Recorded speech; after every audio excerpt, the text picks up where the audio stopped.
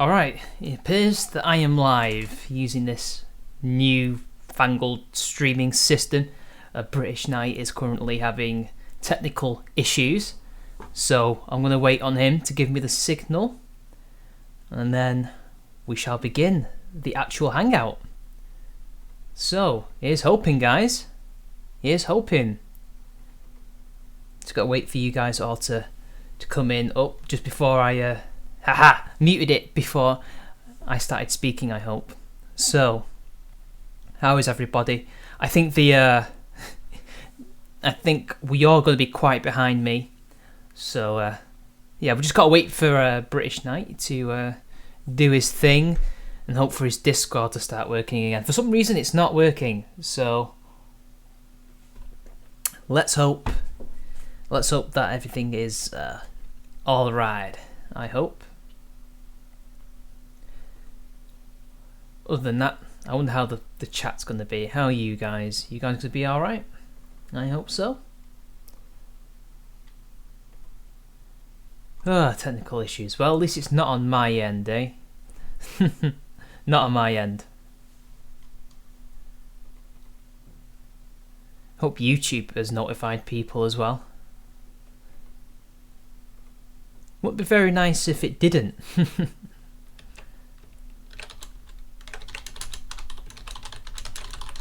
Just gotta type this in, guys.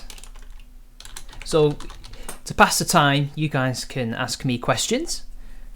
Not too many questions, because Brit needs his own as well. Before we get into the conversation, he's still fixing his stuff.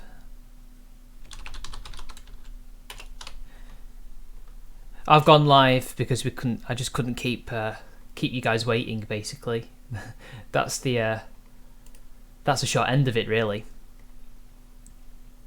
So, chat, make yourselves known, be loud and proud. That's what I need you guys to be.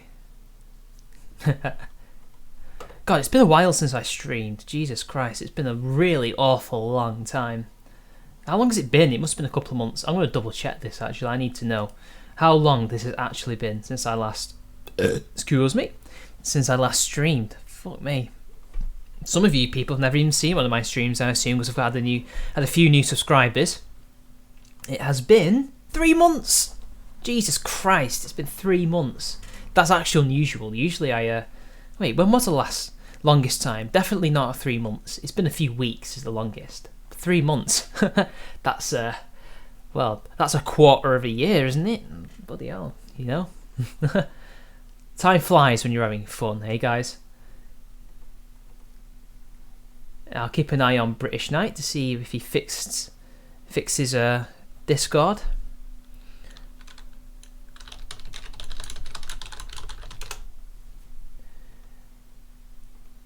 Bloody hell, technical difficulties, not what we wanted at a time like this, eh guys? Especially since there's a lot to talk about as well. So, if it can't be fixed, I'll just stay on for a couple minutes longer, about 40 minutes, and then I'll probably end the stream, I think, because I can't just leave you guys empty-handed, you know. That would also mean editing the the title, because it would be technical issues meant blah blah blah blah blah. He's logging on as fast as he can, or rather, gogging on.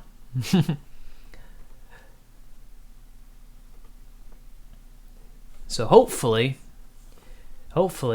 everything should be fixed by now. One can hope. There was microphone issues.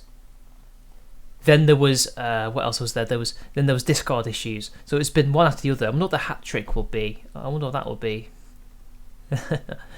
I don't know, guys.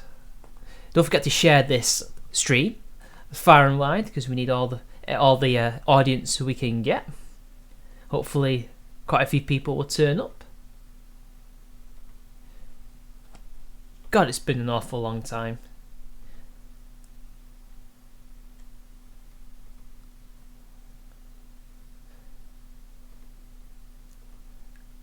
God, I finally figured out what these memes have been about with WAPO, you know, Washington Post.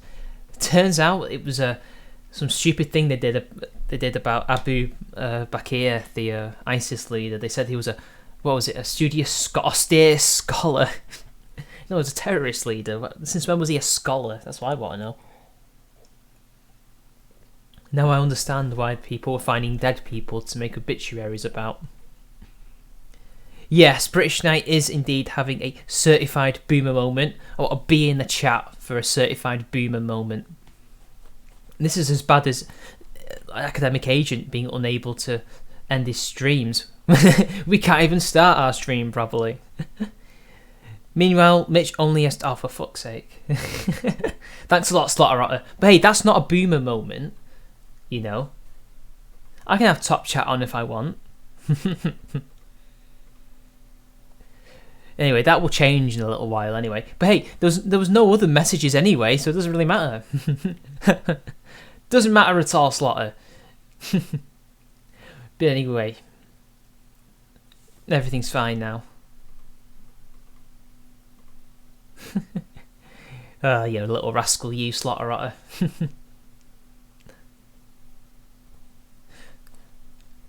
Oh, interestingly enough, it's 1080p 60. That's pretty damn good. I didn't even know I had my settings ready for that. I thought it would just be 1080.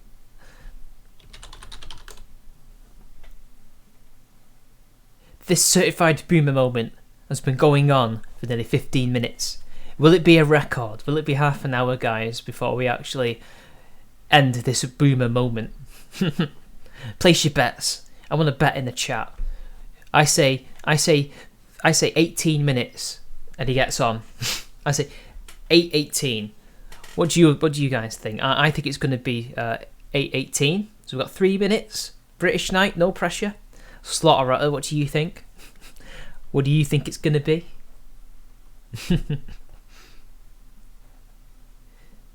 Oh, my word.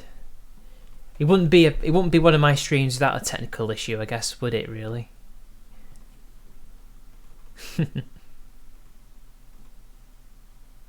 Let me in. Let me in. Is that a literal let me in? Yes, it is. Let me in. Right. There we are. You are now in. Get in, bruh. Get in. I didn't get a notification. Hello. He's here. He's here, finally. Yes, we can hear you. My word. Thank God for that. The chat will tell us. Oh, I was 2 minutes off, but I win anyway. Slaughter said 30 after. Well, I won. Right. Right. As fit for the moment, boomer juice. You bloody boomer. How old are you?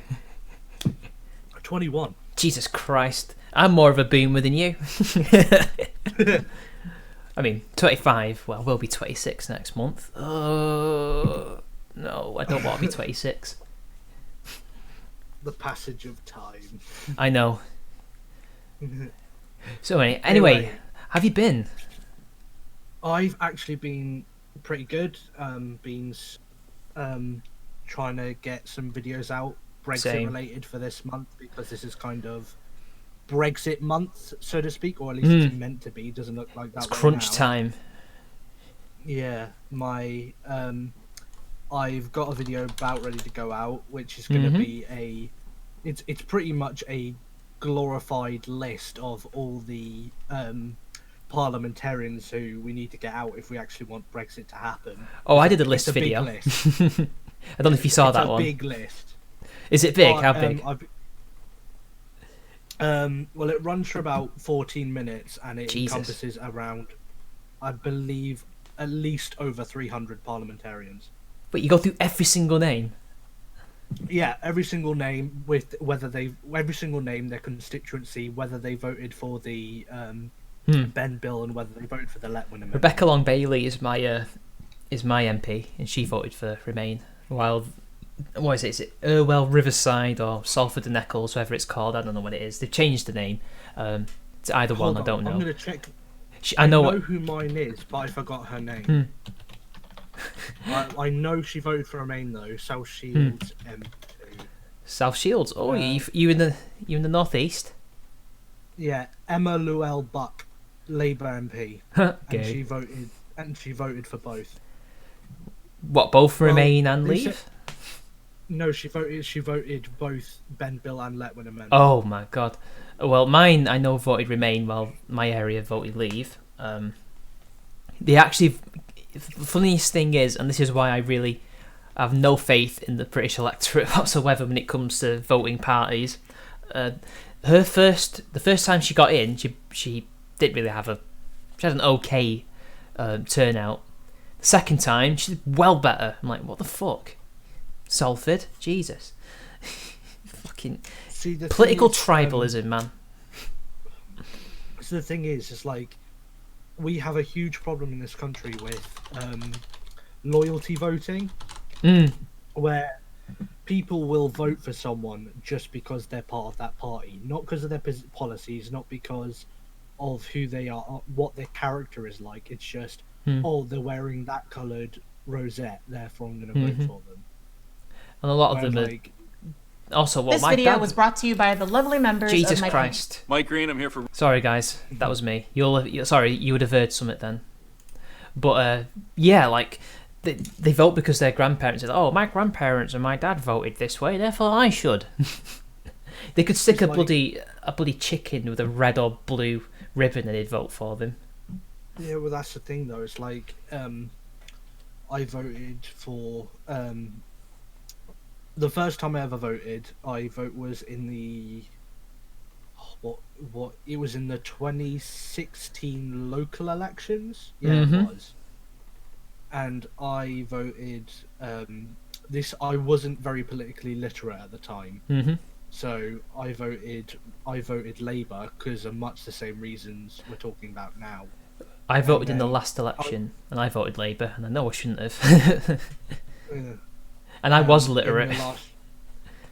In the last The conspiracy. Then I voted Leave because my family are Labour leavers, apart from my dad, who's a staunch Remainer. I voted, and then after that, it's been a consistently between Conservative and UKIP, depending on the situation.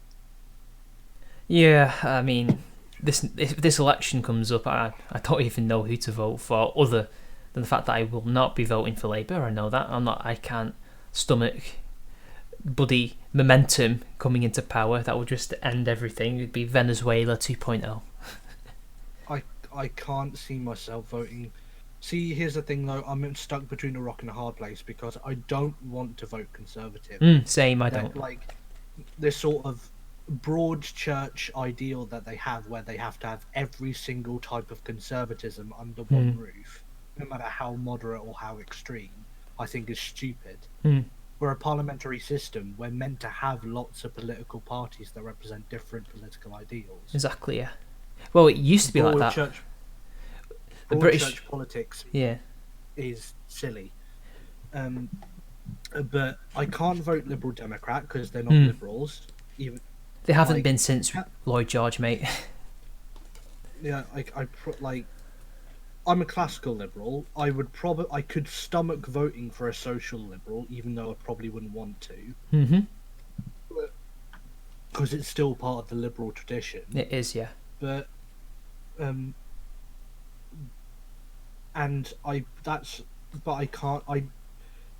only very few constituencies where the real Liberal Party, which is still around by the way, which not a lot of people actually know. Really?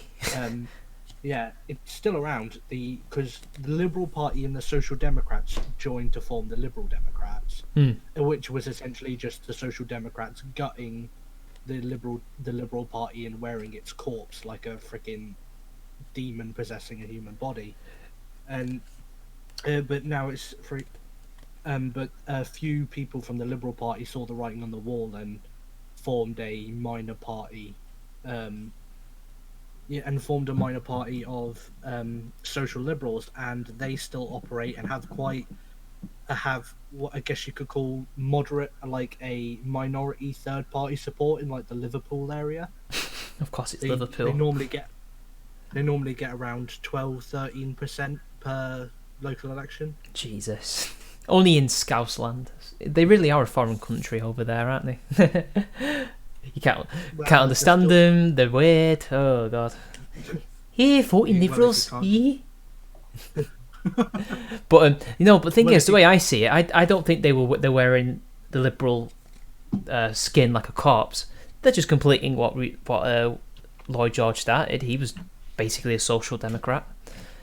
I mean, the Social Democratic Party's still around. I mean, well, at least it's just been reformed. Like, isn't Rod Liddell part of them?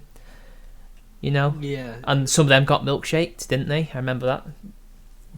Yeah, During the elections.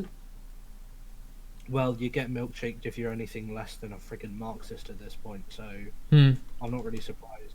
I mean, here's the thing.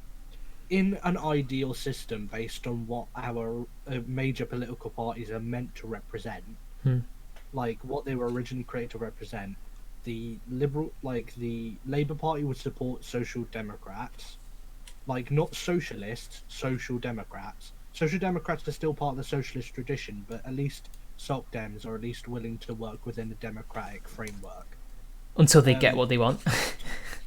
Yeah. To be fair, it does leave a lot open for weasels who will only be as democratic until they get into power. Like the Liberal Democrats would ideally be liberals, whether that's social liberal, classical liberal, neoliberal, I don't know, but it would be something. Yeah, the problem is, and then the Conservatives would either be neoconservative or paleoconservative. oh god, shudder. I shudder. Thing is, Priti Patel, right? She's one of the. I don't know why she's loved at the moment. I mean, she's an authoritarian, and there's a reason why she wasn't put on TV after that disastrous Question Time appearance. I don't know if you remember that. Her first ever appearance, I think it must have been her first TV appearance. I don't remember seeing it until then. She was going on about the death penalty, wasn't she? How she'd kill all the murderers and stuff like that. I'm exaggerating slightly. It was just a clusterfuck, an absolute train wreck of a performance. Now she's Home Secretary's technically a dead end job, isn't it? Like that's where all the careers go to die. But I don't understand why people are all of a sudden loving her because she's saying all the right authoritarian things. Like just what? The police is still deciding to do a pre-crime thing and say we're going to predict crimes through Twitter. Like that's on her watch. There's been a few things that have been on her watch where people are saying like, oh, these were things that were probably just before she got in. Well, why didn't she stop it then? She could stop it. Oh, it's too late. No, it's not. Well, that's what I mean. It's like I was having a natter with the Britisher the other day while we were trying to sort his live stream out. And the 20-year-old, yeah. Yeah, 20-year-old himself. On his fence. And we were talking about how he's a lot of these parliamentarians that I've got in right now, like the pro-Brexit ones, they will serve their purpose, and after Brexit, whether it be the Brexit Party or the current Conservatives that up until recently were considered a bit ridiculous, like Boris Johnson, for example, once they've served their purpose, they'll wear out their welcome very quickly. Because after the Brexit issue is settled, which I don't think it will be for a couple of years, even if it does happen. But once it does eventually settle, and the Conservatives cruise to another, and if the Conservatives do get Brexit done, and they inevitably cruise through 2 terms, which they will on Brexit alone, by that point they'll have thoroughly worn out their welcome. They'll likely have made a lot of mistakes, had a few scandals on their back, and that's when I see power shifting more towards another party, whether that's Labour or the Liberal Democrats, or perhaps even a smaller party. I don't know, but I just wish there was a party that could come along and like just be sane and give us some good policies that everybody can get behind. Say, yeah, that makes sense. That's pragmatic. That's going to make us safe and secure and strong, and allow everybody to grow and prosper. I mean, every time, right? This is what I find funny, right? Because the Conservatives have always gone on about Labour. This is the one thing I'll criticise them both on, right? And especially the Conservatives. They go on, oh, the Labour just spend, tax. But what do the Conservatives do every time they get into power? Bring in a new tax of some kind. It's just hypocrisy, you know? Thatcher with the poll tax. Recently, it might have been May or Cameron with the bedroom tax. Is it me, or is it not just a Labour thing to bring in unnecessary taxation? You know, it just. I think it's because our parties have become too homogenised. You saw this with the Tory rebels. Like, they can literally just switch between parties, and it's no big deal. And no by-election for whatever reason. Yeah, they'll just support any position because it means nothing to them. They're not principled.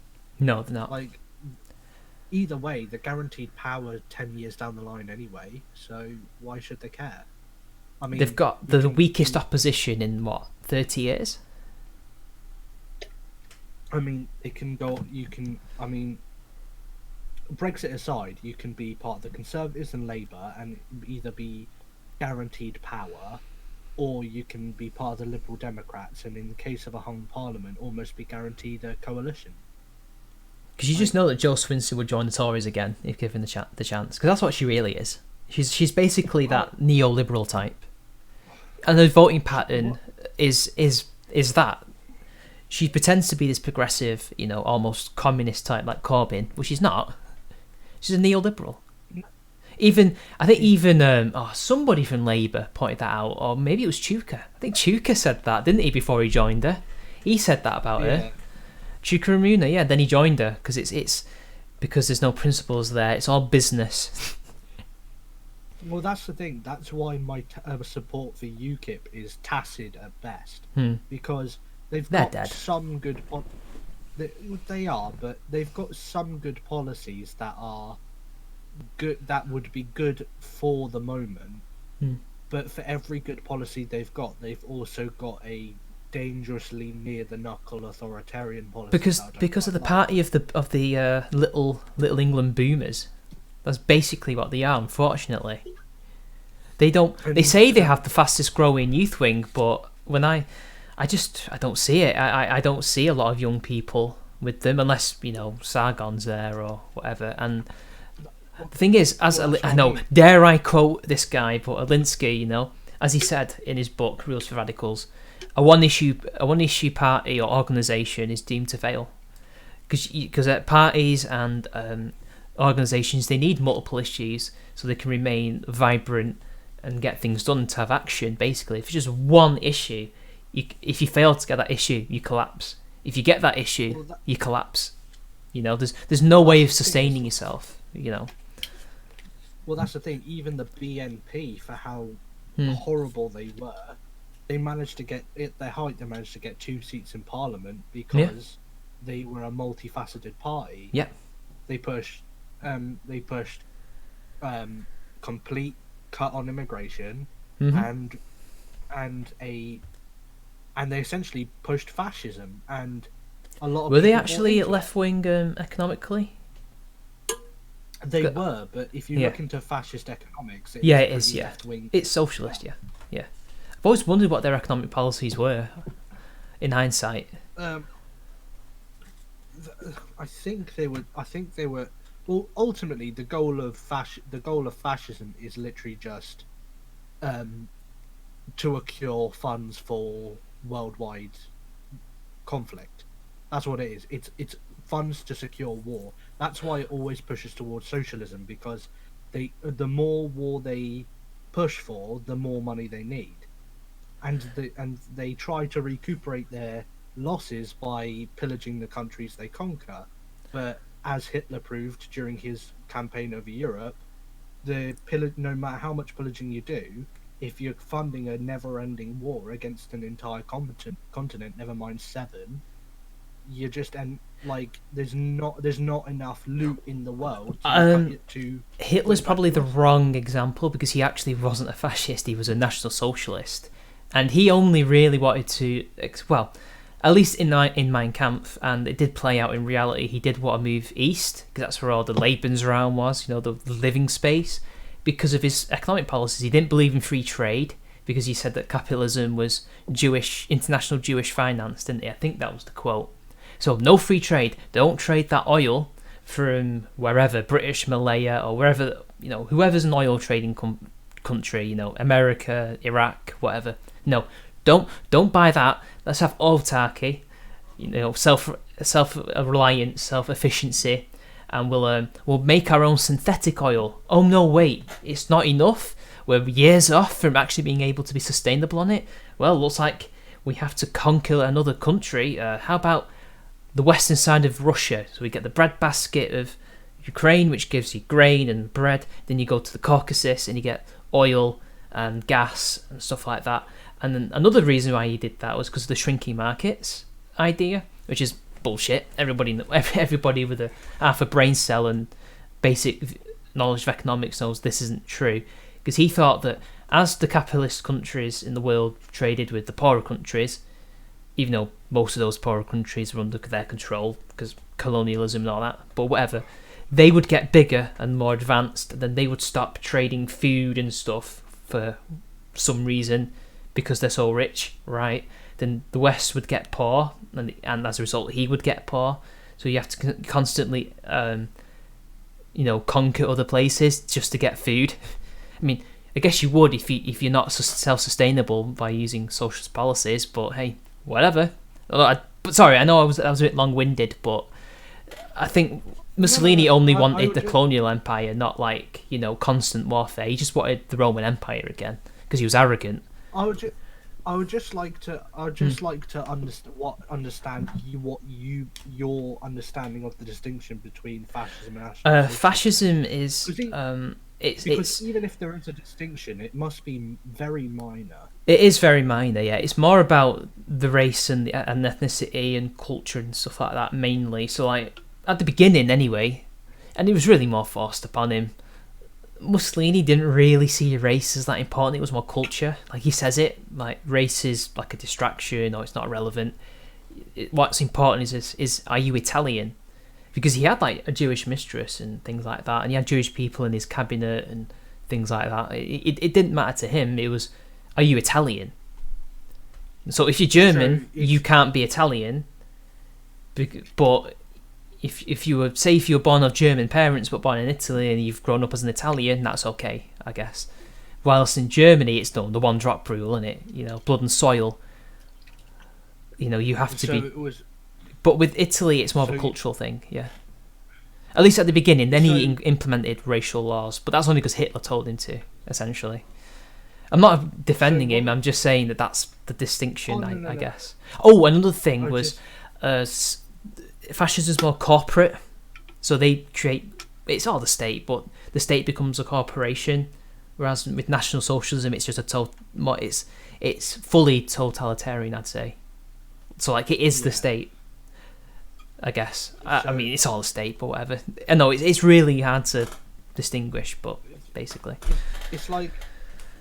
I guess from from your understanding of it, it's two distinct but at least partially compatible. Yeah, I mean, it comes from the same similar and partially, two partially at least partially compatible ideologies. I mean, you could argue that China is both communist and fascist. In a way, because they're corporatist in the sense of how they make their money, but they're communists in how they run the everyday person. So, well, that's what I mean, and they're also they are in, I guess you could say, a subversive way, not direct in the 20th century, but they're in a subversive way, quite expansionist, quite they spread their influence across the world. Exactly. But they're just doing it through the corporate lens these and days. I don't consider them truly fascist, because ultimately it's not about spreading Chinese culture. It's really not. Chinese culture is how they control the population. They pretend to be culturally, nationalist. They're not at all. They're internationalists. Well, that's the school of socialism they come from. So they pretend to be, Chinese nationalists to the Chinese, but to us, they pretend to be this global superpower, essentially, and that's how they try to conquer Eastern Africa and places like that.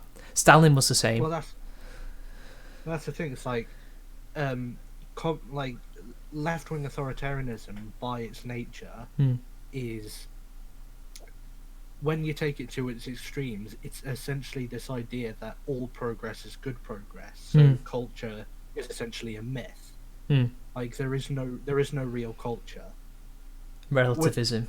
Which is a gross misunderstanding of what culture is. Yes, culture does change, but that doesn't make it not culture. Like our culture, and that's not even to say cultures don't intermix. Like British culture, as it is today, is a huge mix of Celtic, Roman, Anglo-Saxon, and Norman, or even and with our own distinct variations of all of the above. Like with influences from obviously from Norway and France and like then the Empire, things like that. Exactly. The point is that the communists see cultural control as a means to an end rather than a real truth. Exactly. Like there is no truth. There is no truth to Chinese culture. They'll talk big about Chinese culture, but at the same time they'll happily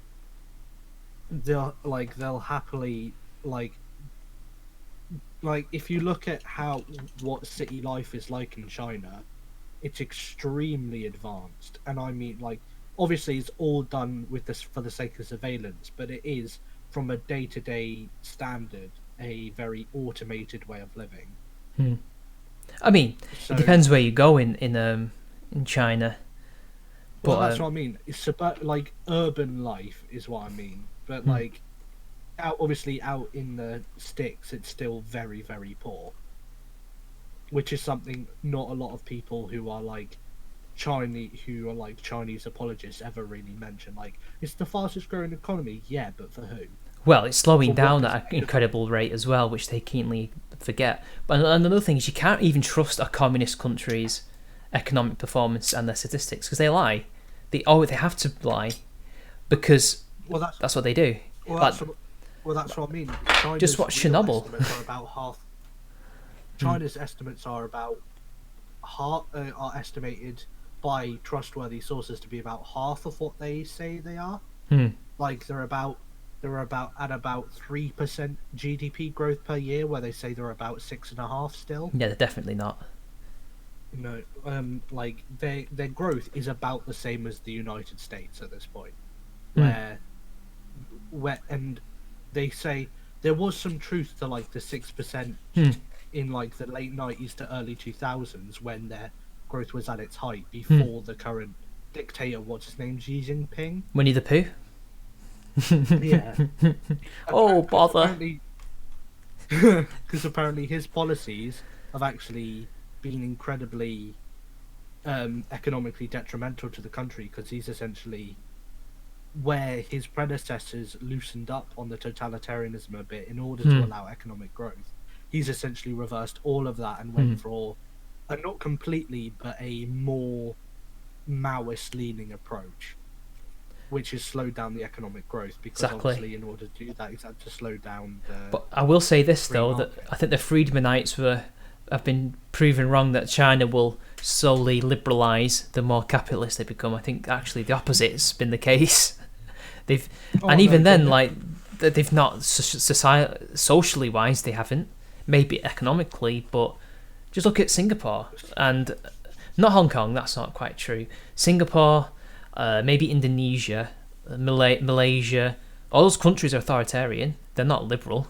They're economically liberal, but they're not socially liberal, which I think what Friedman would have thought would have happened.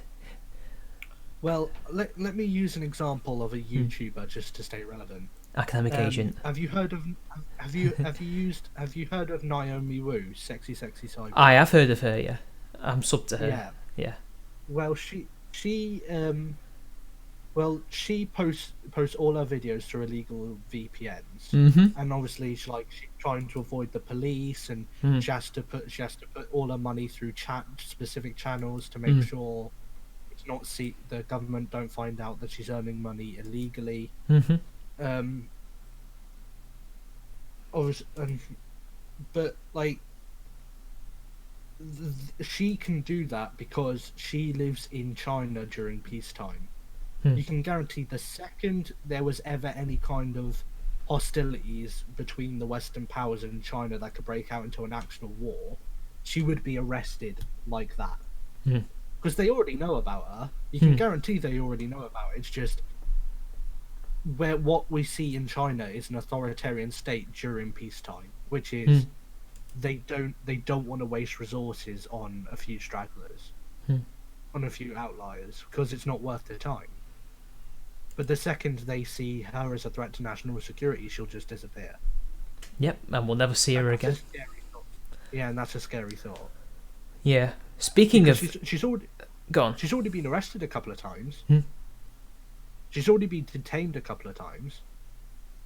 I mean, it's not like she doesn't show her face or anything. She's not anonymous. She's not even pseudonymous, which is crazy. Well, that's what I mean. Like, didn't she say she's like a women's rights activist for China, and she's not an activist as in the streets activist, but like she promotes that sort of Yeah. she promotes that sort of thought process, and she's also I believe Short Fat Otaku's video suggested there's some evidence to suggest that she may be a lesbian, but which obviously is illegal in China. Is it? But obviously that's not confirmed. I think there's only one country in Eastern Asia in which gay marriage is fully legal. I'm not sure if it's outright illegal to be gay, but I know there's a lot of restriction on it. Let's have a look. Oh, I don't need this academic shit. But anyway, speaking of academics, what the hell was Academic Agent on about on Twitter like a few hours ago? About, quoting Enoch Powell and all that. Like, what the hell was he on about? Like, the whip hand and stuff. What? I think the only me and British have both agreed. Twitter AA and YouTube AA are two Yes, entirely different. Exactly. And I would say your stream AA is another different person too. Yeah. Like he's literally second generation as well, isn't he? Yeah. So why is he That's what I saying mean, shit it's like that? That would be against him. Enoch Powell is talking That's about right. him. He's like, but that's the thing. I've said this time and again to the Britisher, and that is, British AA is the type of person that he's a typical economist. He thinks entirely in numbers and statistics. And so he's not willing to so everything is dangerously black and white. It's one way or the other. And that can be seen in everything from his Machiavellian view of politics. And, But even Machiavelli wasn't black and white. yeah, but he was more black and white than other philosophers, especially of his time. He was more of a political especially scientist afterwards. than a philosopher. Yeah. But yeah. What my point is that AA, it's like he's sort of reached this point where, because here's the thing, you could easily accuse AA of being far right, and honestly, I would say to that, it may be true, but it's not the left or right position that's the problem. It's the libertarian and authoritarian position. Yeah, he Because oscillates wildly between the two, I'd say. Yeah, because here's the thing, you can anarcho-capitalism is a far right position, but it's also an extreme libertarian position. It is, yeah. Where I would not, but also fascism is also a far right position, but it's also an extreme authoritarian position. I would say it's far left, but that's just my opinion. Well, but let's say culturally right. Anyway, it's like, but you can't really compare the two. no. So it's always been like the libertarian authoritarian axis is far more important than the left and right axis, purely by virtue of, even within the right or the left, there are certain ideologies which are simply so vastly different that you can't compare them. And that's why and that's why I'm very concerned, because I would always have considered AA a very far right person in terms of a far right person, but I've always also considered him very libertarian. But there seems to be a creeping authoritarianism in a lot of his Twitter rhetoric, and that. But the thing is, I also know he's a massive troll, so it's like, and you never see this kind, like you rarely see this kind of creeping authoritarianism on his videos or on his streams. No, like for example, in his new like alternative to democracy, his alternative was democracy. It was just Athenian style by lot. Well, that's what I mean. So he's probably chatting shit about his. Oh, I don't believe in democracy. Yes, you do. You just believe in direct democracy. Well, that's what I mean. It kind of brings to my attention that he's either really playing into the bit that he's like this, he's this fascist in order to wind up the left, because I'd say one of the few things that translates to all three platforms is that he has probably the biggest disdain for anyone who's even remotely left wing of any. Apart from Captain Swiss. Yeah. And the Britisher. Well, I wouldn't even call Britisher left. No, he's left, not. No. Because he's got I've heard some position. I'm not going to say them because obviously it's not for me to say. But I've heard from his talks, he has some pretty spicy positions. just not ones he particularly talks about because he doesn't consider them all that important. But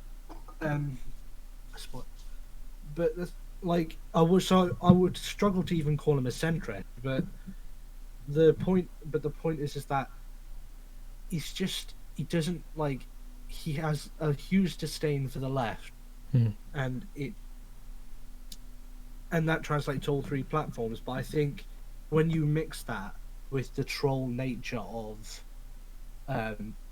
what he's like on Twitter, that ends up becoming something very, how do I put this? It ends up becoming something like approximating creeping authoritarianism, even if it's not really. He sounds off all the buzzwords. He makes all the nods, and obviously he's not really concerned with who holds what ideology within his community. So, I mean, he got rid of the original Deep Law for a reason. Yeah. And there's another thing. I remember he was jumping on the whole drill is causing violent crime, and it's like, you listen to gangster rap, like full on hardcore old school gangster rap, and you're telling me that drill causes violence. Those guys are already causing violence. They just happen to end up becoming musicians, kind of like what Biggie did. Biggie was a criminal, then he became a celebrity, and then his past caught up to him, and that's what's happening. It's the same thing, kind of. But say the music's causing people to do it, I don't think so. I don't think those guys are intending other people to go out and do it, I just think he takes Twitter as an opportunity to be as spicy as possible, and it does come across as vaguely authoritarian. Yeah. But I think in truth he's much more libertarian than perhaps. I think he's overcompensating as well. I always get the vibe, and I say this with respect. I love you, AA, but I always get the feeling like he wishes he was more traditionalist than he actually is. He actually isn't. So he's kind of the guy with the midlife crisis buys the new Ferrari because he's overcompensating. It's like that. So he'll say all these things to look like, oh yeah, I'm down with the current trends in right wing thought and all that, but he really isn't. He just wishes he was. He wishes he was Catholic. He wishes he was religious, but he doesn't believe in God, and he doesn't need to join the Catholic Church to get his kid into a Catholic school. That's not been the case for years. I joined the Catholic college, and I'm an atheist. My family are technically Anglican, technically, That's what it says on the birth certificates, anyway. It's like he's openly admitted on live streams that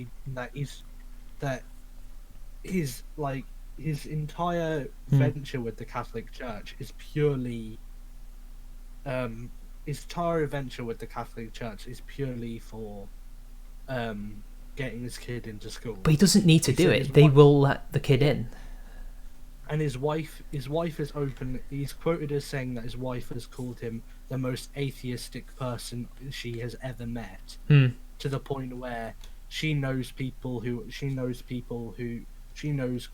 100% balls to the wall atheists that are more spiritual and religious than he is. And there are such things as spiritual atheists, believe it or not. I'm not one of them, but you know.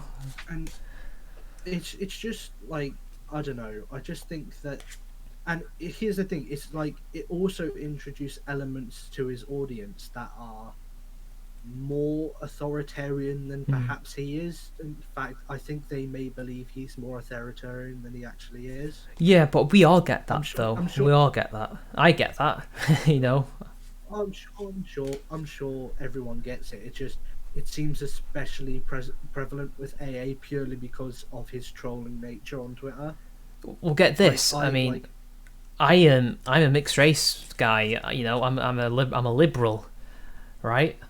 And I've had several individuals, not a lot. It's only it's only, I don't think it's even double digits.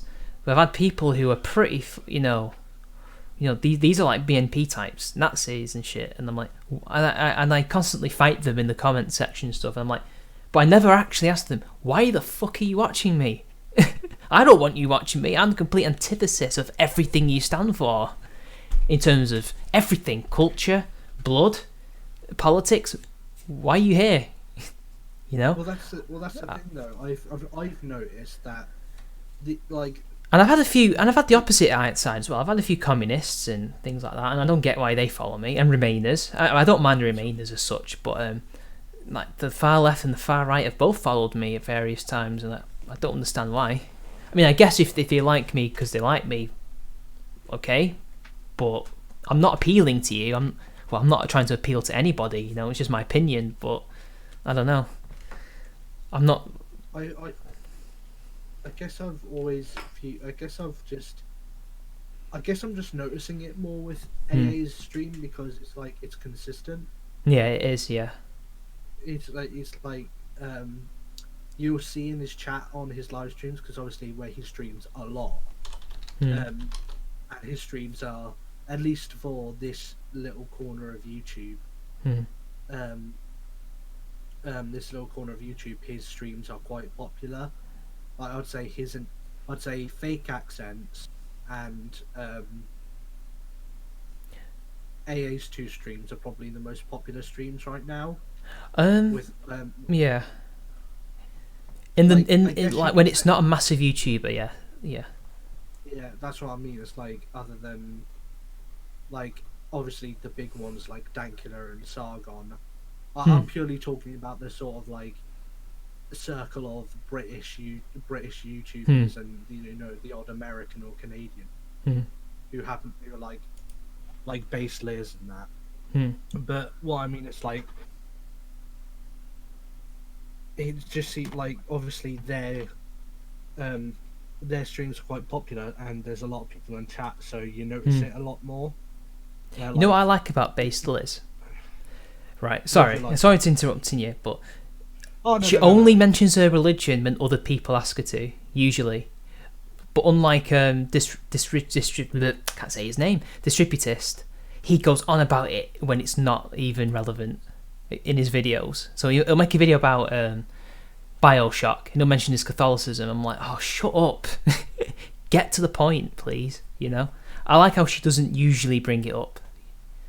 You know what I mean? Sorry. I think it's because she I think there's a real struggle with religious people these days, where they have to in order to feel like as if their opinions have merit, they have to, I guess you could say, find non-religious justification for their arguments, even if their belief in it is based within their religion. Because, and I would say that's not entirely unreasonable, because obviously if you believe something purely because you have faith in it, that's not much of an argument. me saying that as a Christian, but I just don't think that, like, but I just find, like, is if you believe something because of your religion, you should just say so, because that's the honest truth. If you're trying to justify something through non-religious means when you've only ever thought about it through a religious lens, not only is that intellectually dishonest, it's also, like, it's clear, like, it's very easy to tell because it's clear that they've never thought about it through a non-theist lens before. Like, the few people who I know who are good at pulling it off, it's like people who have constantly had to, are people who, like Ben Shapiro, have constantly had to... The net negative. I love that, by the way. Like, yeah, they've constantly had to justify it through non-theist means. It's not, like, that's not really what I was referring to, though. It's just that he brings it up. Like, as, in Catholicism, blah, blah, blah, blah. I'm like, what? That's what he'll say. And it's like, well, you were just talking about Bioshock or eras of YouTube, I mean, I guess when he talks about the atheist era of YouTube, that's fine. His religion is actually relevant. But when you talk about something where it's not even relevant, it's little nuggets here and there, and I have to skip it to get to the relevant parts, which is a real shame because the distributor makes good content as well. I do like him. Yeah, one of my favourite parts about YouTube is watching the natural evolution of how, of how communities have bred other communities. Mm-hmm. Like, for example, atheist YouTube kind of bred anti-SJW YouTube, then anti-SJW. Well, or anti-SJW YouTube kind of bred. There was never really a community, though. That's the thing. There was an atheist community, but there was never an anti-SJW one ever. Never. Well, a vaguely vague. Not even vague, because I've been around since 2015. Well, 14 as a viewer, and there was never there was a Gamergate community, but then even then that was splintered and fractured, and we all went technically our separate ways, but we were all making vaguely the same content against the same enemy until 2016. But we weren't. There was no solidarity or anything. If somebody said something that they disagreed with, there would be a drama about it and everything. And eventually in 2016, people split properly, as opposed. But that's not really what I meant. What I meant is there's sort of one come from the other, and then that sort of carries on. Because even if you didn't agree with each other and there wasn't really any solidarity, but it didn't come from one from the other, though. That's not really what happened. Well, I would actually say that there is a fair amount of overlap. Only because the atheists had gone through their own infiltration 3 years prior. But it didn't come from one through the other. There was a 3-year gap until Gamergate, basically. Because it was the Atheism Plus thing, wasn't it, that finished YouTube atheism, and by extension, real life atheism. New atheism died, and literally as Christopher Hitchens died. Yeah. But I guess I just like seeing how. Yeah, I know what you mean. Yeah, I understand. There's I mean, let's take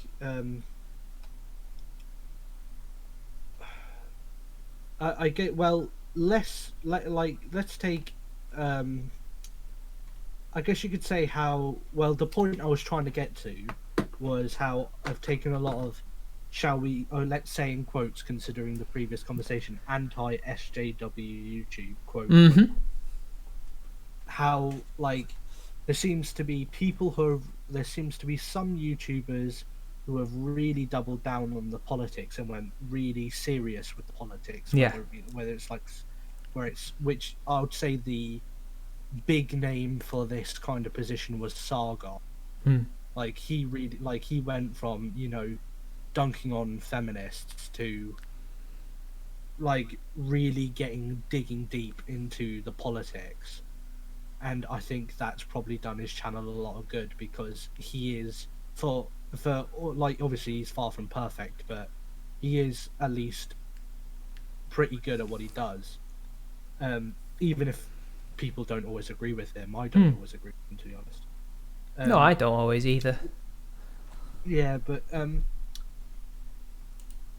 obviously there was other big names in the, again in quotes, anti-SJW community, that kind of splintered, like you said, off into diversifying their content to survive, because after the age of the bedroom feminist, if you like, kind of ended, like there was nowhere else to go, because they weren't all that interested in deep politics or philosophy or economics and stuff like. Yeah, and I think some of them did very well, like, you know, your Chris Ray Guns, your shoe-on heads, if you like, and there are others which I guess you say just disappeared. Some people disappear. Yeah, real life takes precedence over YouTube. You get a job which you can't make. There's so many people I'm sub to who disappeared. I have so many people. But the thing is, there were some people who, well, I mean, AA mentioned this in a stream, didn't they? They retook the blue pill, didn't they? Like in the Matrix, one of the characters did. Yeah. And the prime example is David Shara, which I was. Oh my god, it was me who probably was the catalyst in a way, because I had an argument with him on stream a long time ago. I don't know if it was on this stream or another one. I mean, this channel or the old one, but yeah, I remember that very well. But he was already going down that path anyway, and it was when we discovered he didn't really have any principles. He was a relativist in a true sense, and I think his journey as a person and as a commentator, what he doesn't even commentate anymore. He just gets into drama on Twitter and Discord now, as is testament to that. He's been kicked out of several bloody communities several times, and recently he's trying to worm his way back into men's rights. Well, that's what I mean. It's like there's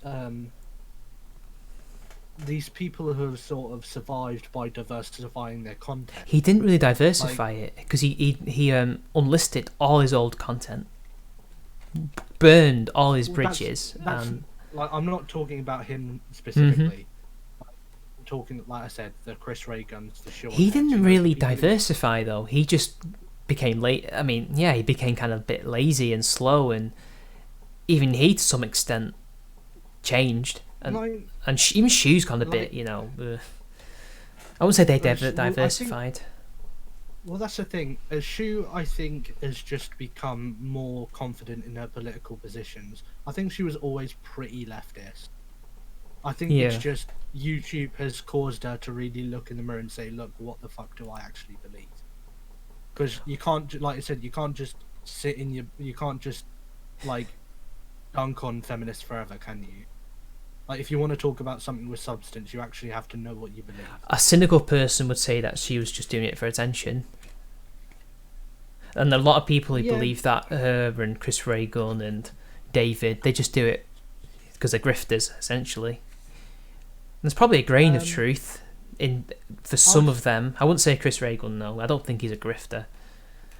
I think Chris Ray Gun is just, like you said, he was a film student and all that thing. I think he's just a creator. I don't think he was ever that politically engaged. I think he just sees stuff that he thinks is dumb and just calls it out. Like, I don't think he was ever that political. I think he just sort of got scooped up into the community, if you want to call it. No, he was at the beginning. He became famous through Gamergate. He did Gamergate the musical. Well, maybe did he do Gamergate? Yeah, he did He was part of Gamergate the musical, and then he did SJW the musical, or Social Justice the musical. He was there from 2014. So I wouldn't say he was scooped. He wasn't scooped. I wouldn't say that. What? I think fame have scooped him up, if anything. I think. Yeah, I just think, like, he just talks like he's a very left-wing person, self-admittedly. He's very. I think he just sees things which like obviously make him laugh or annoy him, and he just calls it out, and that just happened to overlap a lot with, like you said, with Gamergate and with like like third wave feminism and that sort of thing. But when like the sort of that evolved into deeper politics after like the sort of again like sort of Anita Sarkeesian age died off, that I think he was just like, nah, I'm not really interested in, because that's not what I like. I didn't sign up for deep politics, and that's fair enough in my opinion. I still find his content entertaining, and he's managed to, and I think he's managed to carve out a little place for himself that's tangentially political, but not over like it's not reliant on politics. It's not certainly not current affairs. He's definitely not relying on a schedule. No, that's what I mean. His content has become slower. Yeah, and I think he's missing the mark a lot. The problem with YouTube is, especially with politics, you have to be, unless you're doing what they call evergreen contents, you're not discussing current events. You're discussing ideas, because ideas are kind of timeless. People can go back to your content over and over again, and you'll be fine. He delves in current affairs, basically, but he's always a month off, if not 2 to 3 weeks. And that's I would say, harmed him. But that's the thing, it's a long... That is a trend that has been going on for far too long. Like, if I can remember, him being late on topics goes all the way back to his discussion on VidCon 2017, which was that the one when we were all friends? Yeah, where he actually goes around to talking about it which he didn't get around to talking about until about September. Yeah, it's crazy that, isn't it? Mind you, I have a bloody thingy vlog that I've not released, and when I was in York visiting True Diltom, but it's like, and I think that actually painted like that VidCon painted a kind of a false picture. Yeah, it did. Yeah. Where it's like, oh, they're all together and they're all friends and they all get along. It's like Sean Head, even in her vlog for the following year's VidCon, the 2018 one, she openly admitted, no, we're not all friends. In fact, a lot of us barely know each other. We have our even within the so-called community, which is when people kind of started admitting that there was no such thing. Yeah, I've always said that, though. They were just basically proving me right. That's what I mean. You've always said that, but not everyone has always said that. I think a lot of people wanted to delude themselves. Either they wanted to delude themselves into thinking there was one for togetherness, like, we're all in it together, right? While others were just looking for a target. It's like, when the alt-right flash in the pan happened, they were looking for... Who's our target? Who are the people we're going to be responding to in videos and debating online? Oh, well, it's the skeptics.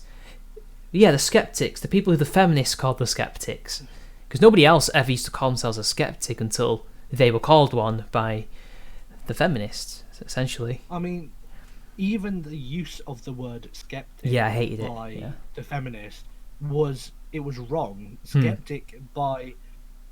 I think the term skeptic originated in the atheist community, and that was based on the philosophical understanding of the word skeptic. Because skepticism is a school of philosophy. And you don't necessarily need to be anti-religious or just non-religious to be one as well. Well, that's what I mean. It's like... so they were basically just saying skeptics are just people who hate feminism. It's like, no, even the people who respond to you don't necessarily hate feminism. They're just not a fan of your brand of it. And it's got to that point where it's like the end.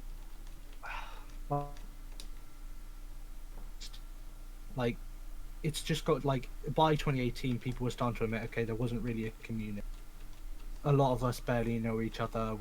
I guess like that that peak of the sort of SJW trend in like 2017. I just think looking back on it retrospectively, it was quite dishonest, because it suggested there was a lot more camaraderie than there actually was, and that all came to a head in late 2017, early 18, when people like with internet blood sports and, like you said, the brief rise of the alt-right, and people like going at each other's throats, and bread tube as well. Yeah, people just like, it's like and I think a lot of the so-called skeptics and anti-SJWs ended up getting, like, especially at that VidCon, getting fooled by a lot of the feminist and what would become bread tubers. Yeah, they definitely were. Yeah, they met them in person and they're all friendly and they had a nice chat, and within weeks, and people started apologizing to them. It's like, don't apologize to these people that you did nothing wrong to. It's like H Bomber Guy completely ripped into Armored Skeptic. Yep. And freaking, what was her name? Who ran Francesca. the MTV thing? Francesca. Ramsey. Yeah, she made up with Andy Warski only to stab him in the back. Yeah. Yeah, and let's face it, Andy Warski was an incredibly volatile person. Mm-hmm. So that can't have been healthy for him. Chris was his rock, essentially. Chris Warski. Yeah. He was the one who kept him on the straight and narrow, and then came Captain Froglegs. Oh boy. Even he used to be pretty normal until he decided to pretend to be far right. I don't think he's genuinely far right. He's a grifter, and he's a pervert. You know. Well, that's the thing. Far right.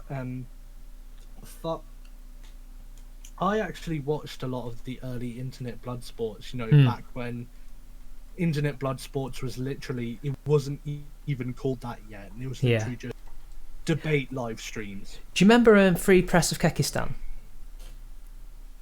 Yes. I know him, and he said to me, you know what, you basically... Was it him? Yeah, it was him. He said, you basically started that, right? And I said, how? Because I got into... It's an infamous moment for me where I appeared on a drunk live stream, a charity live stream for Dankula, and everything was all well and good, and then shit hit the fan somehow with me and this guy called Failure Accomplished, and he later on became one of the important members of the Bloodsports thing. He was the co-host of the Kumite, and what Free Press was saying, that exchange between you and him and the drama that resulted was basically the start of Bloodsports. I'm not taking credit. I'm just making a funny story. I hate to be a dick and bring up something that's probably not like the best thing to remember, but yeah.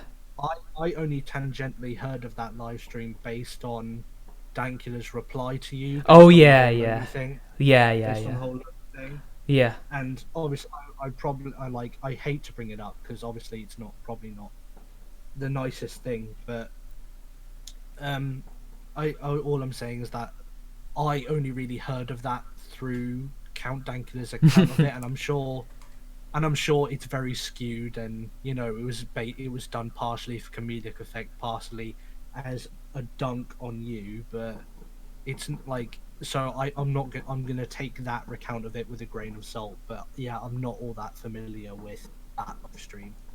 I mean, I only ever heard of it through Dank.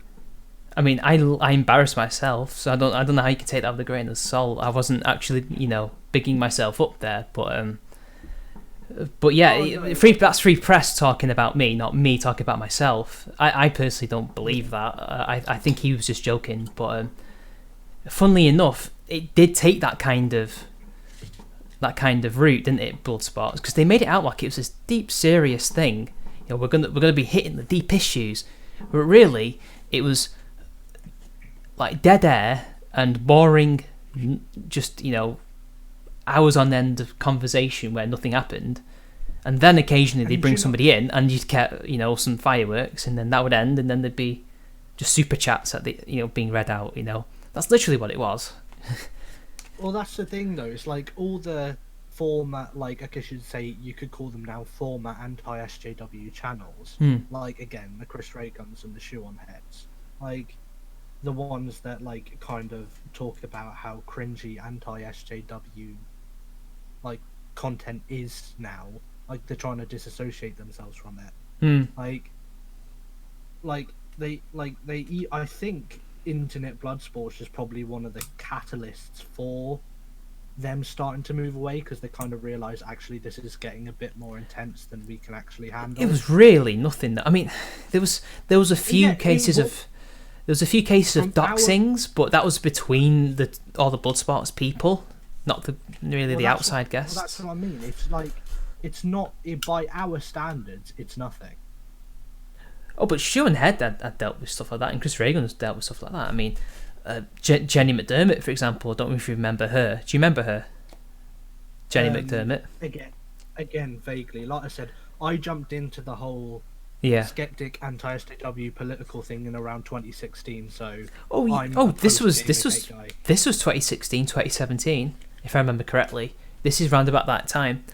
She accused I'm a Skeptic of being a paedophile, and that Shoe and Head was not 20... Oh, shit. How old was she at the time? 27, 26. She's about 28, 29 now.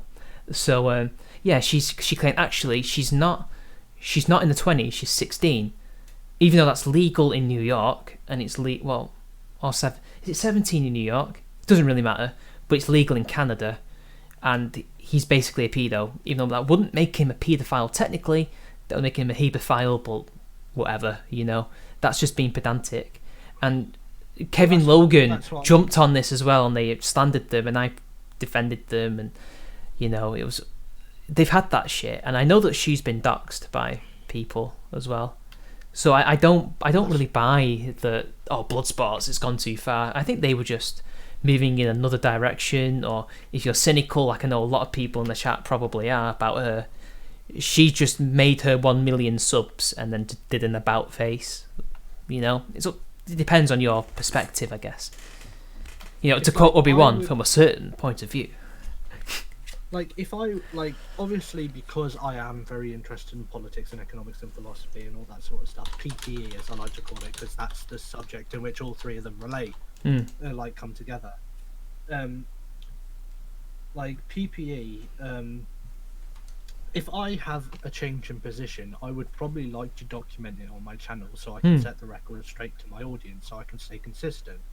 But if you just do an about face within the course of 1 or 2 videos, it's unsurprising when people go, well, hang on a minute, you used to believe this not long ago.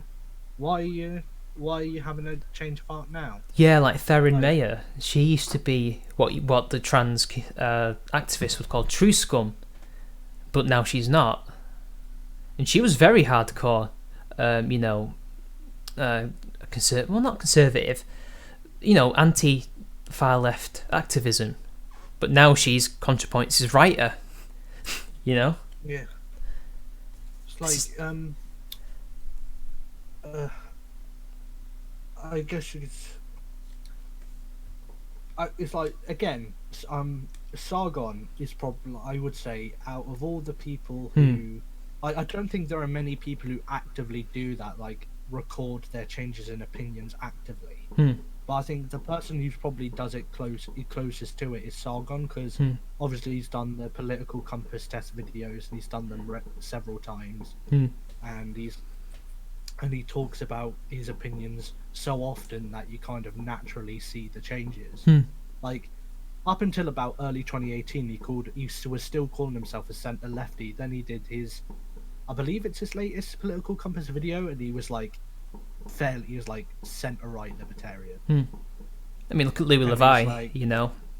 He's a Republican now when he was a Democrat,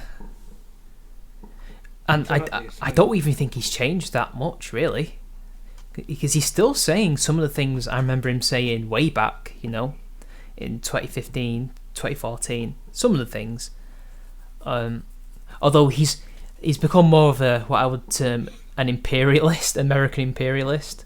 Like he's very much America first, but he was like that even when he was a Democrat. So America needs to keep its position as the world hegemon, and I like Louis Levi, and I really respect him, and he was one of my key influences because there's really not much of a difference between me and him politically, really. But that's one of the big things I've always disagreed with him on, because I'm like, I find it a little bit arrogant that it's constantly America first. Everything has to be within this.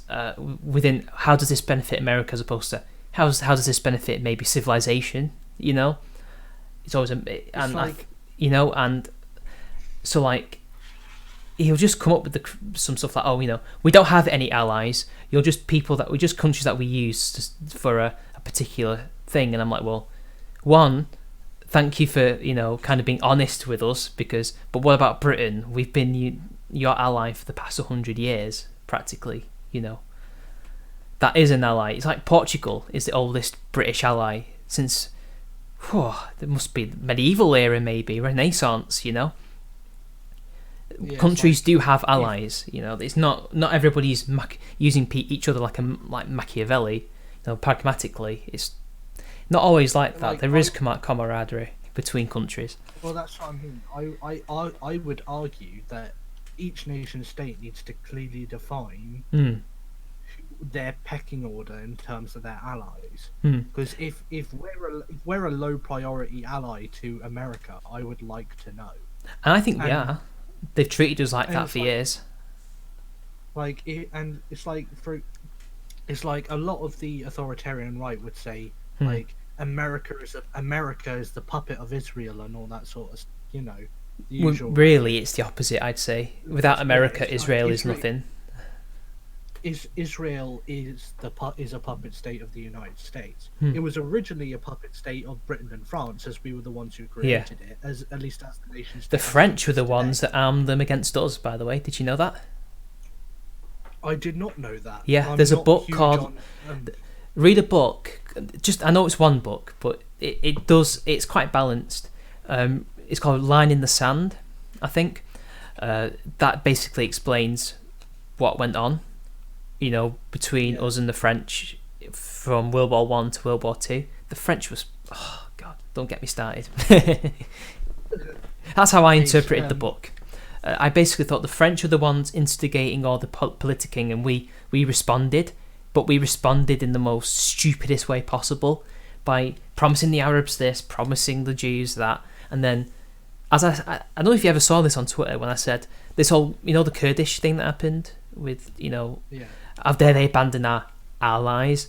Well, this is what happens when you ally yourself with two people who don't get along, and that's what the British did with the Jews and the Arabs.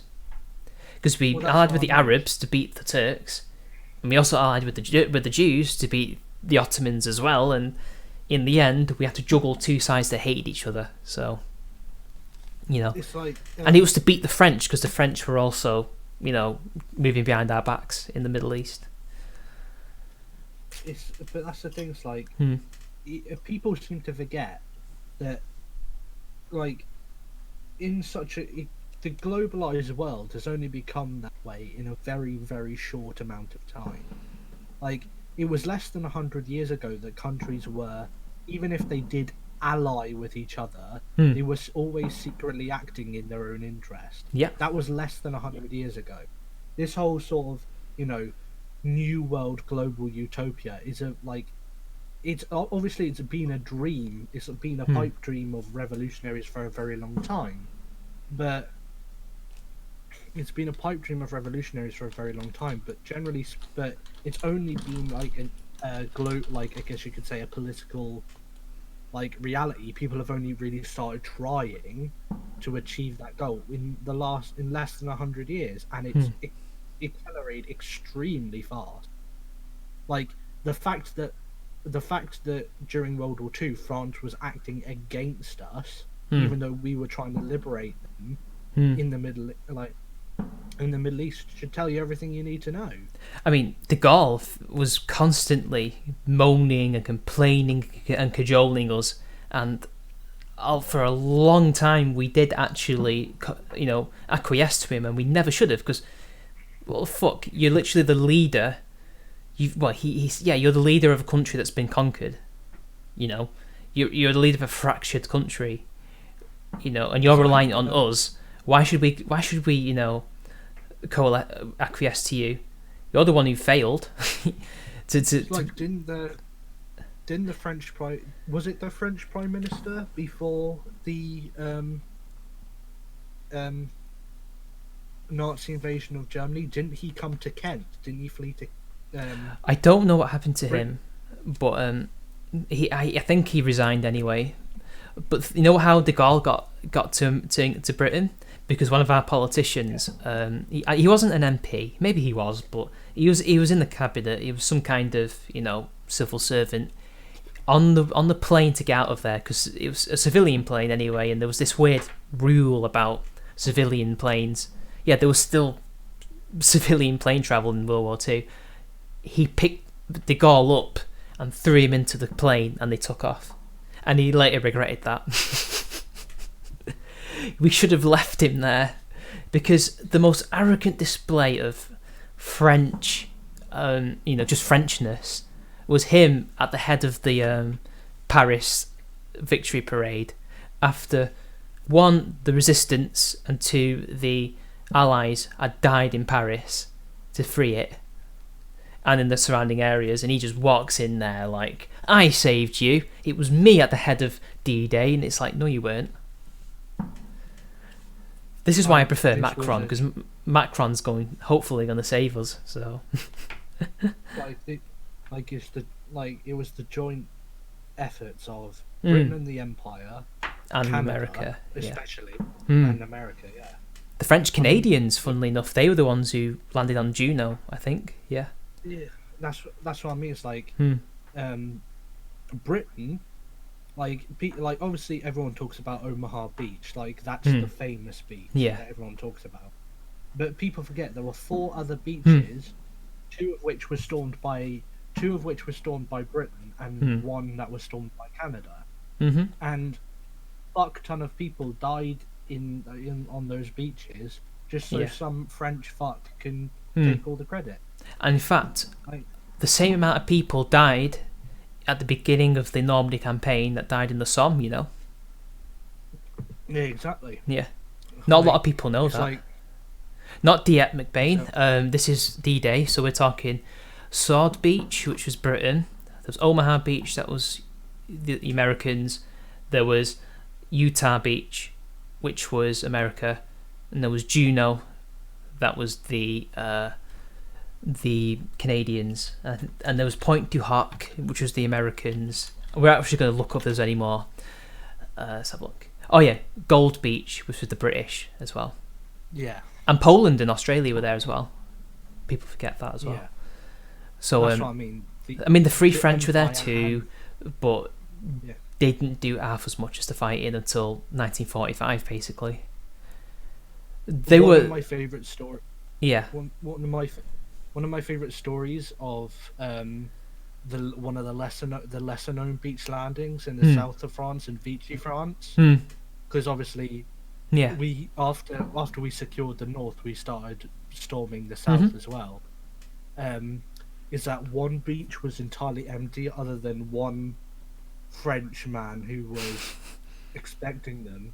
Handed out champagne to the soldiers, because obviously the people of Vichy, France was a puppet state, and they were relatively left alone. And so the French civilians were completely welcoming of the Allies. And just there was one bloke on a beach with bottles of wine just handing bonjour, champagne. As they were expecting, because they were expecting the war, and what they got were perfectly welcoming civilians for throughout most of Vichy France, other than the few couple of thousand soldiers throughout most of the puppet state that were just left there to guard it. I mean, World War II is quite interesting because it created, in Germany and France, particularly Germany, but in France especially, national what's the word? I've got to remember now. Not low confidence. They had low self-esteem after that. So at the beginning in World War II, after the conquest, after the fall of France, there was a historian called Matt Bloch. Have you heard of him? Yes. Yeah, so he was a famous medievalist and everything, and he fought with the maybe collaborated, maybe not fought. He was getting on a bit, but he was a resistance collaborator, and he wrote a book which I don't think he finished about the fall of France. And at the time, people were questioning, how did we fall? Who's to blame and all that? But then, as soon as the war ended, there was this, because they was so shocked by this war, they immediately they kind of copied what de Gaulle is like as a person, and just pretended as if there was no, they didn't really fail. It was just a blip. It was like a momentary lapse of reason, to quote Pink Floyd, right? So they blamed others as opposed to themselves, despite the fact as they were doing this intellectually, there were people being tarred and feathered metaphorically and literally in French towns and villages all over the country for being collaborators. Women having their hair shaved off and things like that. So that's why de Gaulle and a lot of the historians from France bigged up the French resistance when they probably didn't really, up until 1944, have much of a role or even had much of an impact until they were organised by the British. And they always they ignored that the Free French were equipped by us. They fought in British uniforms. Well, that's what I mean. You hear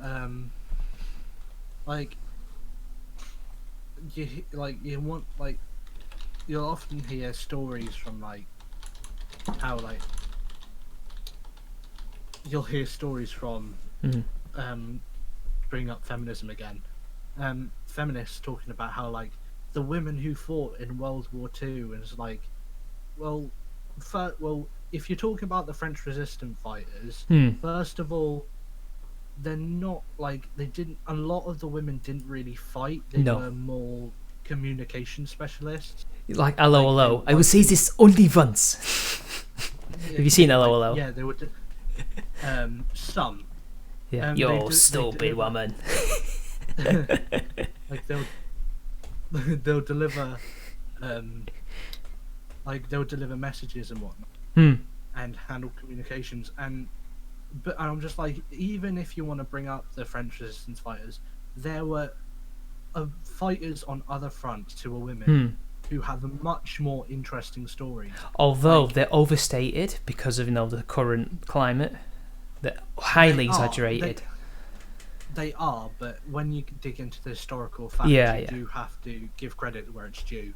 I do. I would never take credit away from a vet. Yeah, it's a Russian woman, wife of a Russian sniper on the Eastern Front. She, I can't remember her name now. She. I know who you mean. Yeah. Her husband was killed on the battlefield, and she ended up, quite by volunteer, going to the front and becoming a sniper herself. I think it's let's have a look. I think I know who you're talking about. Let me just get Matt Felton up, because he did a video on her, I think. She had quite a few confirmed kills, I believe. 70, but the top 10 of the Soviet snipers had over 300. Is it Shanina whatever? I believe so. Yeah, I know what you mean. Yeah. It's Rosa Shanina. Yeah. Yeah, for a woman who presumably didn't have much training with a weapon and had no place being on the front lines.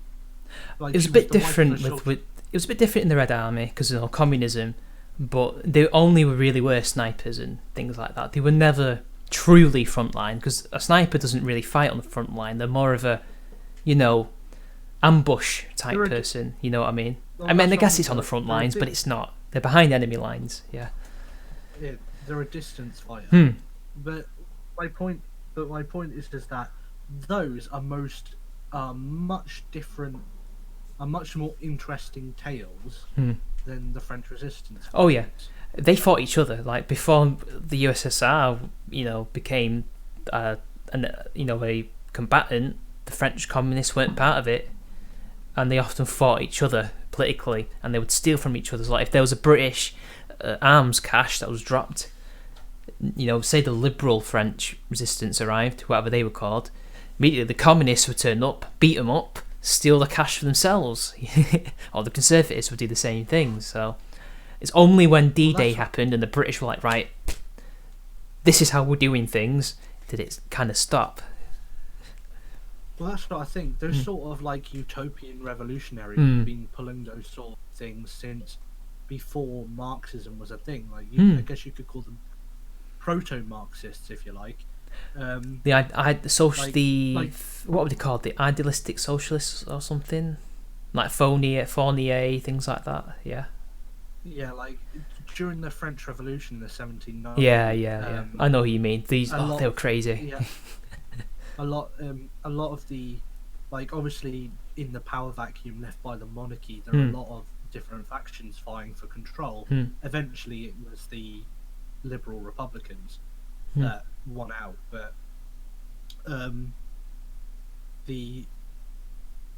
but there were a lot of like proto-Marxist factions, more than one, that were seeking control for the much the same sort of goal that a lot of Marxists are seeking today, which is the sort of like collectivist utopia. And because let's face it, I don't think there's anything more revolutionary and Marxist than overthrowing a European monarchy, is there? Yeah, but there is a reason why Marx and Engels called themselves scientific socialists, because compared to the people like Fournier and there's another person, I've been reading up a bit about them, because they had some balmy ideas. Like, basically, one of their ideas, Fournierism, I think it might be somebody else. The idea was, it's basically like Metropolis, the silent film, right? But it's not in a city, it's in the countryside, so everybody lives in their own little community. It had its own word, and you get up at 5 o'clock or 4 o'clock in the morning, you go to bed at a particular time. You don't get that many hours sleeping, you get about 5 or 6. So you work in the farm for about 4 hours or whatever it was, then you do this leisure activity, then you do this, then you have lunch, then you have tea, and like, it's all strictly regimented, and it's a bit like Plato's Republic as well. So men and women have children, but the children are not brought up with the families, they're brought up in a school or something, they're brought up in common, and then you go to bed. And it's ridiculous. And even Marx and Engels knew that was ridiculous. That's why they said they were scientific as opposed to idealistic. Yeah. Yeah, I think Marx and Engels were the first to not to give too much credit to either of them, but I think they were among the few to openly admit that even if they were completely opposed to capitalism, that they believed capitalism was a necessary step on the way to communism. That it for a time had a positive effect, even if they believed that time had passed. Where beforehand it was all very tribal, and like this sort of belief in freedom and free markets and individualism was just this like almost Manchesterism, as they used to call it. Yeah, it's like this sort of pseudo-religious, like they had this sort of pseudo-religious hatred for anything that was even remotely individualistic, where Marx and Engels were sort of like, well, actually, it had its place, but now that place is gone. Pretty much. That time has passed. It's time for communism. But and they obviously, I believe they were wrong, but like I think this sort of I think it's stuff like that kind of shows that even if Marx was I guess you could say a anti-Enlightenment thinker, he was very much he was no less influenced by the Enlightenment than any other philosopher of the time. Like, he was very much like most people, philosopher or otherwise, he was very much a product of his time. Very much so, yeah. So anyway, I've got some questions for you. Just sorry to change the subject, but so who influenced you actually? It's like, what made you decide to come onto YouTube and do your thing, and be an artist essentially? I think I've wanted to do it for a long time, but I think probably my biggest inspirations were the Britisher, not so Mhm. obvious. Well, those two were the main ones, but obviously I used to watch like anti-SJW YouTube, if you want to call it, Mhm. and I still watch some of the YouTubers that were from them, even if that content can't really be called anti-SJW anymore. Yeah. Like I said, I used to watch you in the past. Like I still do, but What, it me? was I think yeah, I think I used to watch you on your old channel. Charming Man 93. Yeah. Oh God. Yeah, I regret long that time name, ago. but it's been my username for years. Still is on Steam, by the way, if you want to add me. I changed my I think I changed before I even posted my first video. I think I changed my YouTube name 4 times. Like that's why my Discord name is British Crusader, because that was going to be my YouTube handle before I chose British Knight, because I thought Crusader was a bit on the nose. Considering my avatar and all that. But They're useful. yeah, but generally I was going through a bit of a I guess you could say a when I first decided I was going to do YouTube, even if I didn't do it until much later. When I first decided, I was very much going through a sort of religious awakening. Like I said, I'm a Christian, but I'm not. But at the time, I was getting into a lot more fundamentalist ideas than I actually believe in now. So that's why I went with the whole Crusader thing. But no, generally speaking, it was literally, I would say it was the culmination of the whole of like everyone who's kind of prevalent now, whether it be you, like I guess you could say British, like the sort of British political circle, like you, Britisher, not so obvious, like Daughter of Albion more recently, sort of rubber comedy, AA, like just pretty much everyone, but I would say the ones I've been watching the longest that could be described as purely political and maybe not in any way connected to the sort of anti-SJW era of YouTube would probably be like, let's say, Britisher and not so obvious. But obviously I've been watching others like Sargon, Dankula, you from that previous era as well, and that was kind of an inspiration. It's funny because I always consider myself like not quite a latecomer, but like the second generation in 2015. Like, you know, like the class of 2015. So it was me, Spino, Elmegan. Well, this is really more my friendship group, really. Griffix, you know, at the time. Who else? Oh, there were so many of us. Red Robot. There's a YouTuber as well. Marking Bad, not Breaking Bad. Canadian YouTuber. Who else was there? Feminism is for Nobody. Do you remember him? Yeah. So many. A couple more names. Bane. Oh, Bane's older. Bane's been around for years. Yeah. Can I mention a couple more names? Go ahead. Because those were the general. Because those were like the general inspirations, but the inspirations for what I aspire to be in terms of how my content's going to be laid out. Because I do eventually want to move into more like deep research sort of videos, like maybe longer form, take a bit longer to make. Like that sort of. Sorry. That, like the sort of what I guess you could call the sort of Aiden Paladin and the name escapes me now because he's changed his name on YouTube. Dr. Layman. Dr. Layman, that's the one. Hello, you magnificent bastards. That's actually a really good impression. Yeah. Sometimes I get it right, sometimes I don't. But yeah, I would say like those deep research videos are somewhere I want to go. I just don't think I've been trying to get into that, myself. Yeah, I don't think I have quite the intellectual rigor for that right now. It's not the rigor. It's because you're people are intelligent or you're not. It's finding the time and stuff like that for me. It's like I think I need. I think I would probably need to be dedicating a bit more time to this than I currently am, and I'm dedicating as much time to it now as I possibly can. So I think I'd probably need a bit more time on my hands before I could do those deep videos, because the videos I'm doing right now are pretty well researched, and they are pretty deep, but they're not like, it's not like dozens of citations or anything like that, not yet anyway.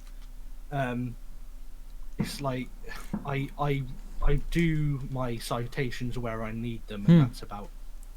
It's hard to do citations in YouTube because it's not a platform that lends itself well. Like, do you watch Tick History?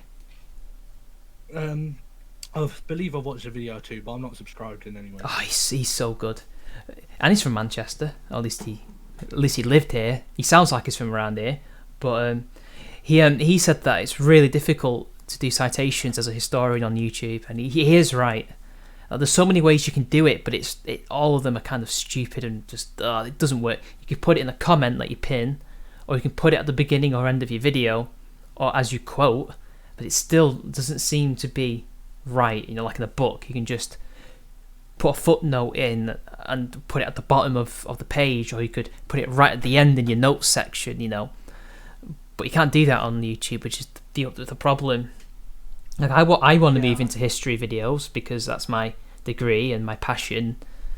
I mean, obviously it would be political history because that's what I like. But I want to do a more ideas kind of history of ideas thing, because when I briefly did my I didn't finish my masters, but when I went back to uni briefly, I had this lecture about the history of ideas, and I was scoffing. I'm like, oh, this is boring. What's this? But then I realised, hang on a sec, I deal with ideas all the time.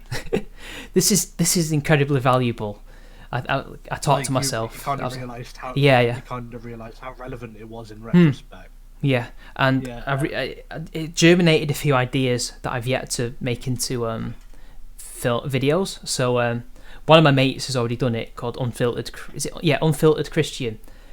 You should check him out. He should be watching, or he will be watching, if he's awake. He did a video about the doctrine of fascism, and that's one of my ideas. I want to get to the root of that. Like, what is all that about? What is it really? You know. And then another thing I plan to do is communism and liberalism as well. So that's kind of a series. And then also anarchism. I wanted to get into not anarcho-capitalism, but Antifa, like, where do they come from? What's their ideological background? Trust me, the research on that has been hard. Just trying to find the literature. I don't know where to start. I've got so much. Well, that's the thing. I know they're ancoms, but I don't know what part is anarchist that influences them and which part is communist that influences them. I only know of Kropotkin and Buchanan, maybe Proudhon, but other than that, I don't know who the modern influences are, you know. Well, that's the thing. I'm doing a kind of similar series where because I did a video a couple of months back called The Limits of Libertarianism, where I sort of discussed 3 forms of extreme libertarianism or anarchism. Yeah. And how those ideologies wouldn't work in real life. A funny story, that was the first video that me noticed not so obvious, and that's how I met everyone in this sort of a little circle of YouTube. The Limits to Libertarianism was and basically I discussed anarchism, anarcho-communism, and anarcho-capitalism, and what I thought, like, what they basically were, and why and where I thought their flaws were, and it's not the best video, like, it's definitely but it's a groundwork for want to do. I've had many drunken arguments with libertarians that I know, and they think I hate libertarians. I don't. I'm going to put this on the record. I don't hate you guys. I just don't believe in anarchy. That's it. That's the only thing. And I've said a few stupid, spicy comments about libertarians in my time, but I don't mean it, you know. But there was one comment that I said that riled them up, which because it was I wrongly thought that Stone Toss, the comics guy who shilled for China, Yeah. I thought he was a libertarian because somebody said he was. And I thought, well, that sounds about right. He must be a spicy libertarian. That's what it looked like to me initially. I'm fairly certain he's a fairly ardent right-wing authoritarian. Yeah. But I didn't know that at the time. I thought he was spicy. But that's the thing. What I don't like about Stone Toss is that he tries to hide it behind, like, occasionally doing fairly milquetoast takes. So that's probably what confused me then. So I admitted that mistake to my friend Danny Deschamps. But what I said was I don't think most libertarians, and I say this about most people, I would say, I don't think most people could ever truly stick to their principles. Because I've seen far too many people switch on a dime in real life and, YouTube to believe that most people will remain a libertarian all their life, a liberal all their life. Some people do, obviously. They have principles that they abide by. But, like, I didn't necessarily mean that as a strictly libertarian thing. And one person had a bit of a rant at me and said, oh, you hate libertarians. Like, no, I don't. I wouldn't talk to you and I wouldn't buy your literature and stuff if I disliked you. Well, I could easily do that, but, like, I've got literature on my Kindle that I dislike with a passion, the communist and the fascist and anarchist stuff, but, I read it so I can understand them and stuff like that, But libertarians, I have no issue with. It's just, it's a matter of, what would you call it, policy that we disagree on? If you can argue anarchy as a policy. Yeah, it's like my anyway. My what I wanted to get to was sorry about that. Inspired. No, it's fine.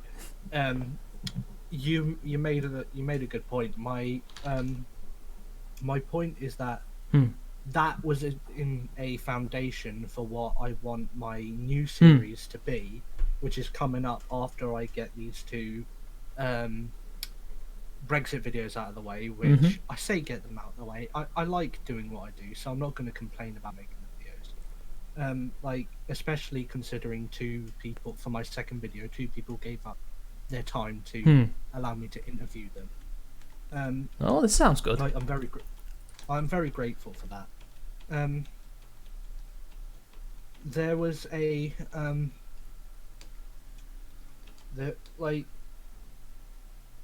it set a groundwork for a series that kind of, like you said, germinated in my head called Pure Ideology, which essentially is me discussing the what any one political ideology is and what it isn't, so people will be able to discern if someone truly is part of that ideology. Because what I see, and I say this as a classical liberal who gets really annoyed when he sees libertarians and, like, traditionalist conservatives calling themselves classical liberals in order to avoid flack.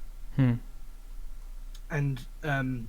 because obviously that like 18 months ago, classical liberal was a term that wasn't really used all that much in YouTube spheres. Yeah. And it kind of became popular with conservatives and libertarians in order to sort of seem like this cool new thing, when it's really not new. Like, the word classical should give it away. It's not particularly new or exciting at all. It's an ideology. And that's why I wanted to start this. I wanted to lay out what the ideology is and what it isn't. And that's why I also wanted to and I wanted to do the first one in classical liberalism, just to get that one out the way, because I feel it's a bit self-flagellating by talking about the ideology I believe in. But afterwards I wanted to go into ideologies which a lot of people might not necessarily agree with or want to talk about, because obviously it's good to talk about things which people might not like, people might want to avoid or might be afraid to talk about themselves. Like, the second one I want to do after classical liberalism is fascism, because I was like, what is fascism? What do they believe? What do they believe? So, like, the reason I want to do that, because I'm just like, this is what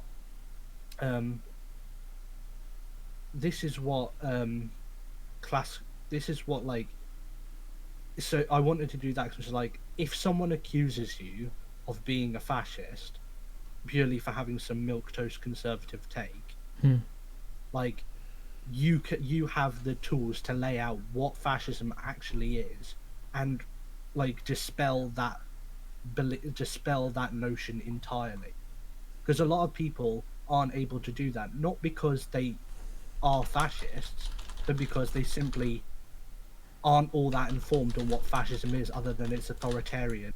It leads to a lot of people dying, and so it's like there's a like in the Western world, there's a sort of instinctual backlash towards fascism, understandably so. So that's why I wanted to set out that that's why I wanted to do that series, which would eventually lead into me talking about all different ideologies and perhaps laying out the key differences between different types of like ideological groups, like the different types of conservatism and the different types of liberalism and all that sort of stuff.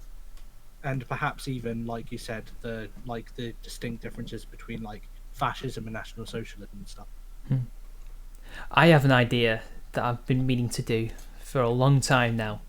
It's to call out Owen Jones on one thing, and one thing only.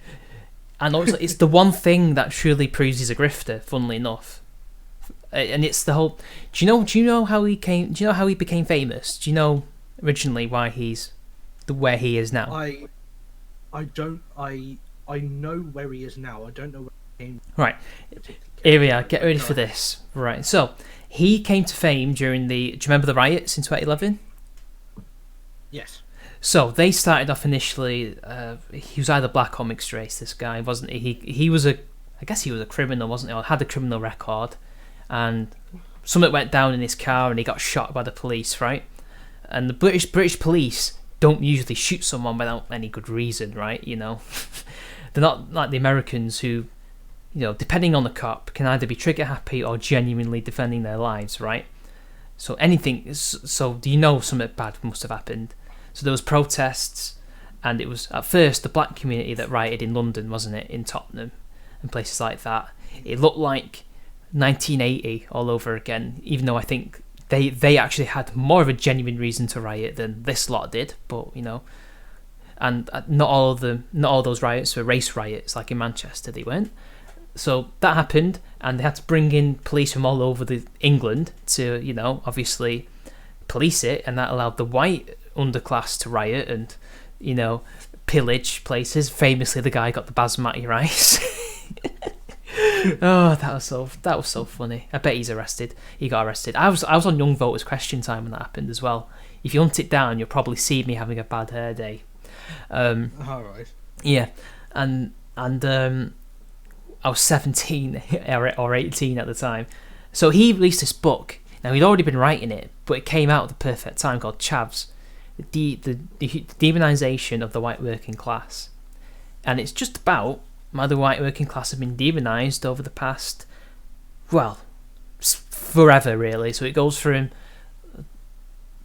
probably Renaissance or Victorian era, you know, the deserving and the undeserving poor, to, you know, the brief period in the, I guess you could say, the 50s to the 70s, when there was a kitchen sink drama thing in the BBC where, you know, representations were good, and, you know, there was 100% employment, and he touches on culture and things like that demonises these people. It's from a left-wing perspective, but that's what made him famous.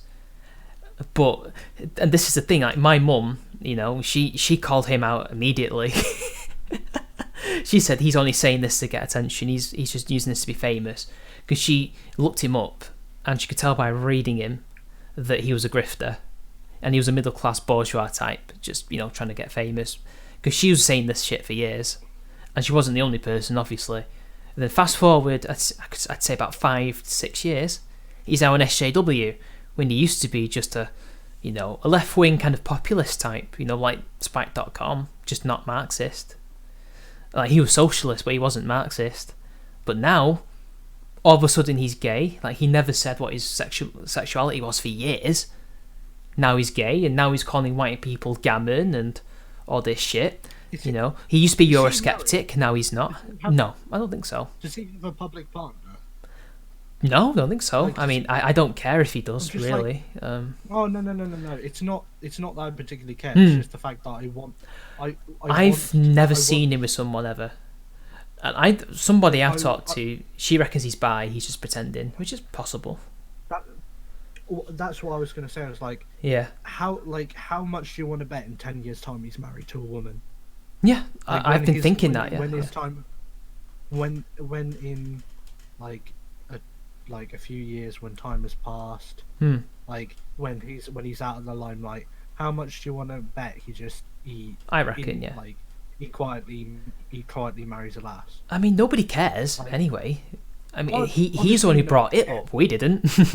That's what I mean. It's the hypocrisy that people will call him Yeah. out for, not the fact that he's not gay. And I've got his Guardian article, the one about gammon is not a racial epithet, even though it clearly refers to skin tone and pigmentation. Both versions of it, because there's the white one, there's just gammon, and there's baked gammon, which is people like me, the POCs, in it. You know. It's what my thing is with gammon is that I like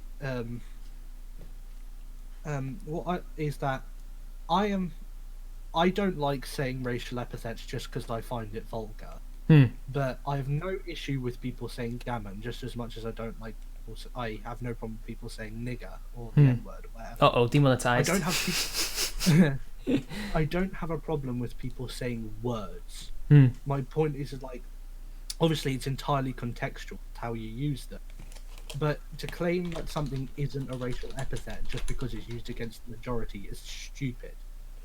Like, I don't like, if you're going to use the word, just use the word. I'm not going to use those words against people because I think doing so is vulgar and it's rude. But that doesn't mean that I think those words should be banned or anything. Oh, I didn't say they should be banned. I'm just pointing out his hypocrisy. I know. I just think that people like him cannot go around saying, gammon isn't a racial slur. But Chav is, yeah, that's what I mean. And also saying cannot go around saying gammon is a racial that gammon is a racial slur, where isn't a racial slur while the N word is. And while I would argue in today's society, gammon proportionally is probably used far more in a in an offensive context than the N word is at this point. It's the N word has been appropriated by the African American community so much and is overused so much in their vernacular.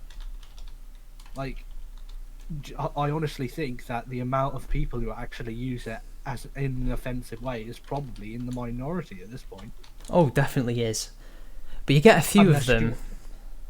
Unless you want to make the distinction between the soft A and the hard and the hard R, but I think that's just semantics, personally. Yeah, and another thing that gets me is some conservative people who call themselves conservatives, but are they really? And I'm not talking about the bloody Anna Soubry types. I'm talking about the ones that have bloody Oswald Mosley as their profile picture. He was a leftist, right? I mean, he was briefly part of the Tories, but he was mostly in left-wing groups or centre-left groups until he, went fash. Why do they like him so much? He's literally the antithesis of them. He would literally, if he managed to, become Hitler's puppet, he would have put them up against the wall and shoot him. He openly admits in his later works, Oswald Mosley, because he's one of the people who I actually have read. I read his biography, his autobiography even. He actually said he described himself even in his later years. He said in his younger years he was a lefty, but in his later years he's moved more. Keep in mind this is the same writings in which he denies any kind of visceral hatred towards the Jews, which is debatable. He said he says that in his later years, he's moved more towards the political centre. That in his younger years, he did consider himself a lefty. So you have to ask yourself, like, so especially if you're someone who believes that fascism isn't like a more inherently left-wing ideology, which I don't necessarily, but I would certainly say it's economically left-wing, but like socially and culturally, I'd say it's more. One does like, but if you do believe it is more of an left-wing ideology, you would have, it kind of matches up with what he's saying. I know what you mean, yeah. But he was only doing that to save his own skin, to look more palatable, because he was trying to win elections as well.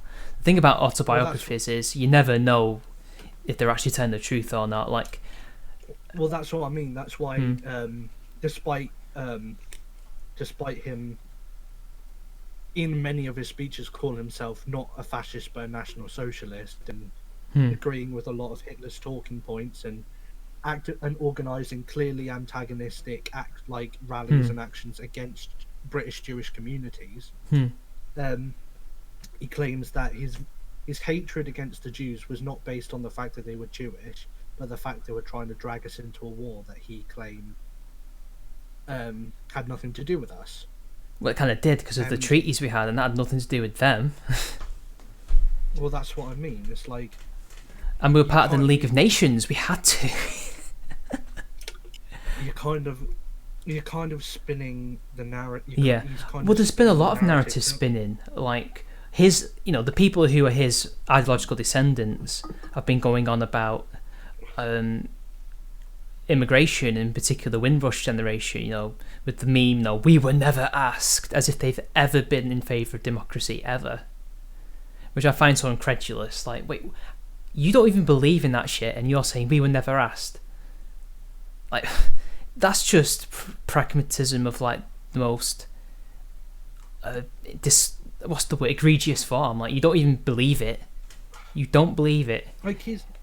And the thing is, it's rhetorically pretty good because it's ethos, isn't it? We were never asked. You can't argue with that. But they ignore the context behind why the Windrush generation exist. Namely, they had the right to move over here because of the Empire Act of 1946. And even then, there was already communities in the ports, Tiger Bay, London, Newcastle, Liverpool, even Manchester, Well, that's what I mean. It's like... and that Britain was bankrupt as well. But I don't know. Well, that's what I mean. It's like... and why the Windrush generation, of all people? Why have they provoked the ire? One of the most hard-working generations. It's because...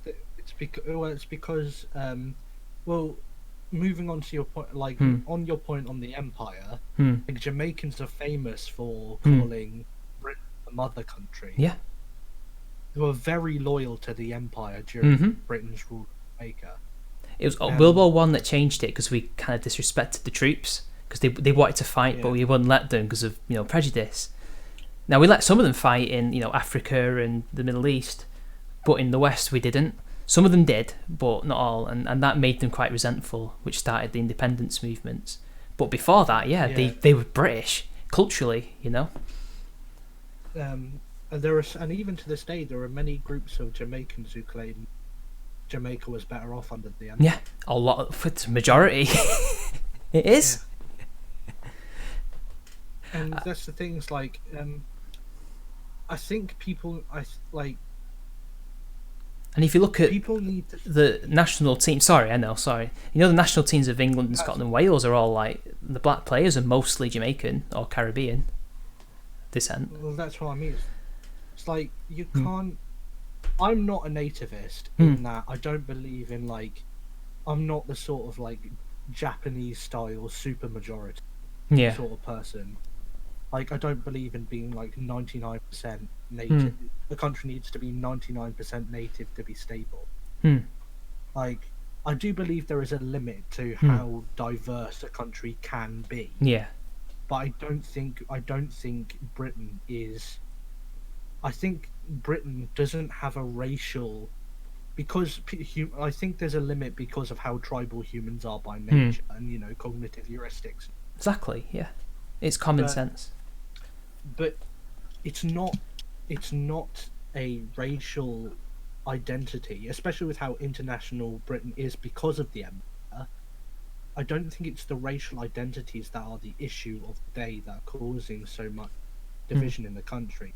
It's the cultural differences. Like, if you invite people from Jamaica or Hong Kong or Malaysia or India, you get people who come to this country and they're willing to work hard and integrate and be like part of Britain, best of British and all that sort of thing. Yeah.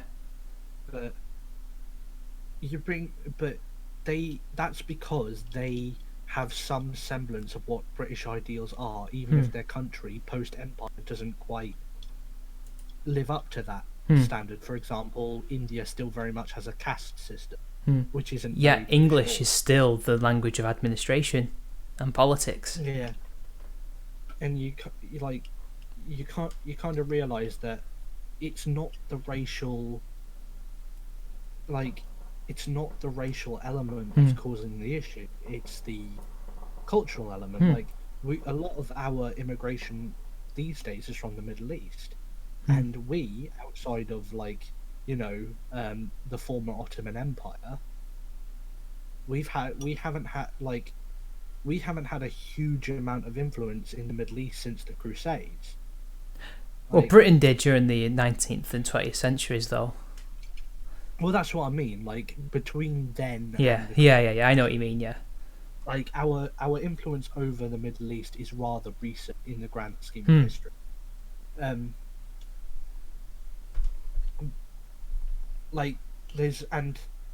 It's not as it, and it's not like we, unlike with India and Jamaica, we didn't impart ourselves, our way of life onto them. So when we invite people from a completely different way of life, whether it be Islamo-fascism or Islamo-monarchism, it's a completely different mindset. It's a completely different way of life, a completely different culture. Which, for example,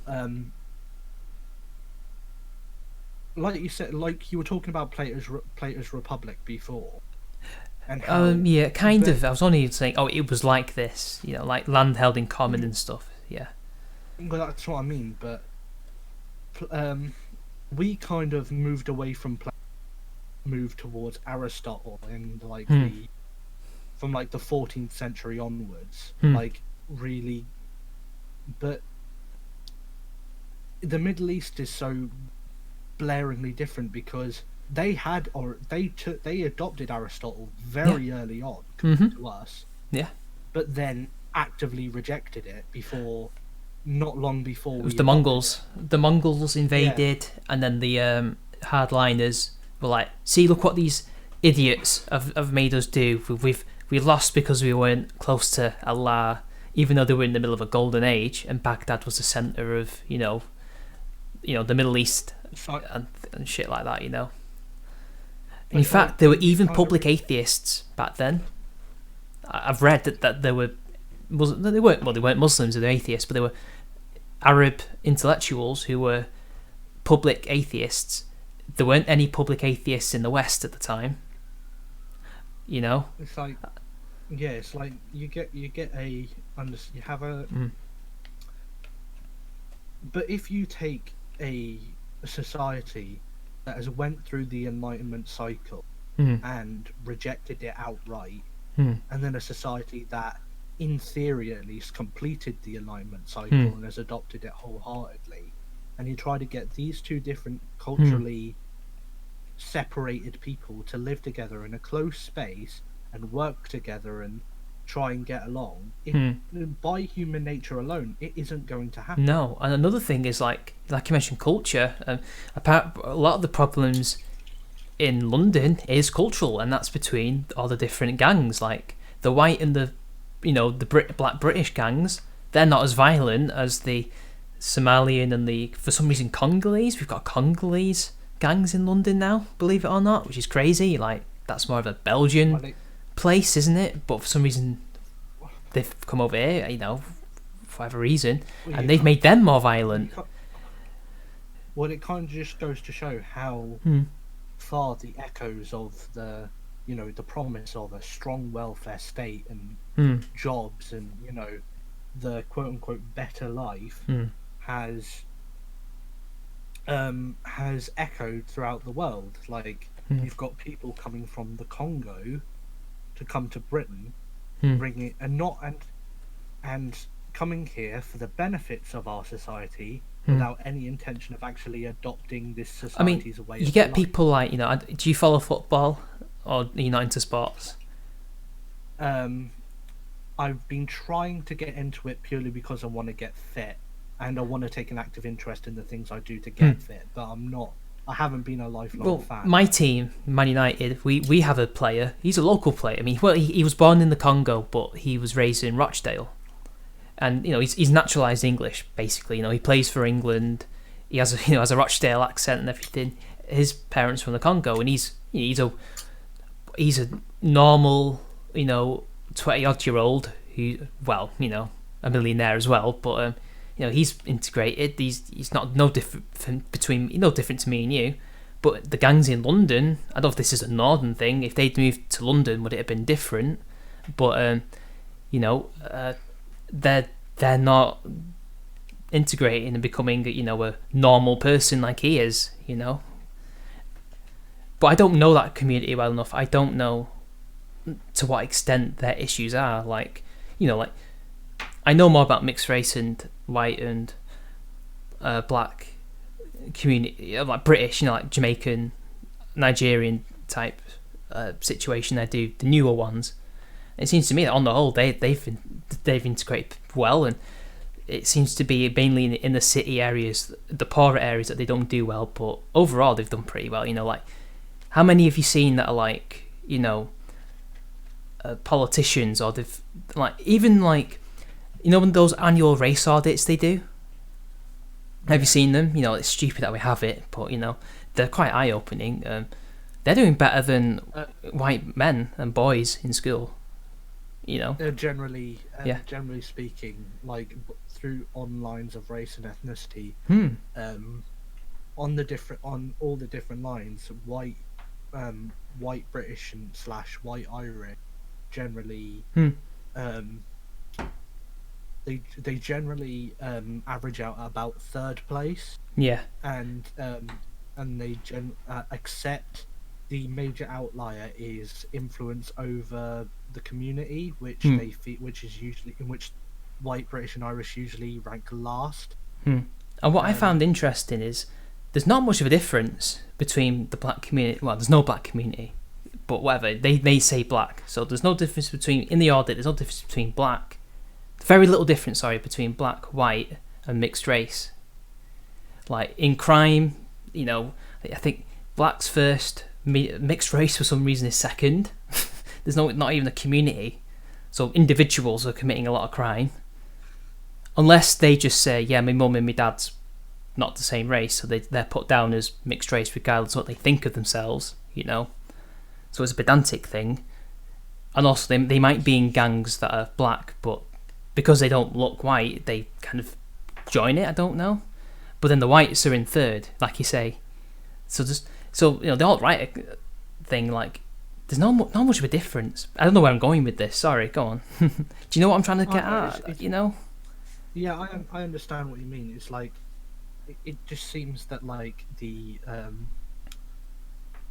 this is going to sound terribly 19th century of me, but the colonial blacks seem to be the most hard-working demographic in the country. Yeah, especially the Nigerians, who do well everywhere they go. Essentially, yeah. The Christian ones do, I think. Yeah. I think I'm gonna delve into stereotyping here, but I think there is a strain of truth to, sort of south, middle, again, due to cultural differences, Middle Eastern as aside, Like, generally speaking, I'm not speaking to any one individual. If you work hard and you're from the Middle East, or to you, outside of the Middle East, sort of the southwestern Asian community and the sort of colonial black community, they tend to be the most hardworking demographics. I would just call them Windrush and, original, like, immigrants, I guess you'd say. Like Windrush and post-war, like era immigrants. Because obviously during those times we had a huge deficit on labour to the point where it's like it was actual detrimental to the economy. Yeah, I saw I saw Laura Towler complaining about that on Twitter. Do you know who she is? Laura Towler, isn't she the Yorkshire lass? YouTuber? Yeah. Yeah. She was going on about that to some guy. Like, if we had such a shortage, why were we sending British workers for £10 to Australia? And I'm like, firstly, I've never heard that in my research, which means because this is something I want to tackle as well. But I'm like, I've never heard that before. And if we're sending workers to Australia for £10, do you not think that means that we're bankrupt? We have no money? Because there's so much context missing from in these arguments between types and the leftists that they, it gets muddied. They're not arguing with all the facts laid bare. They're just arguing with their own narratives. But this is the thing. Like, I would probably piss off a lot of conservatives by saying that,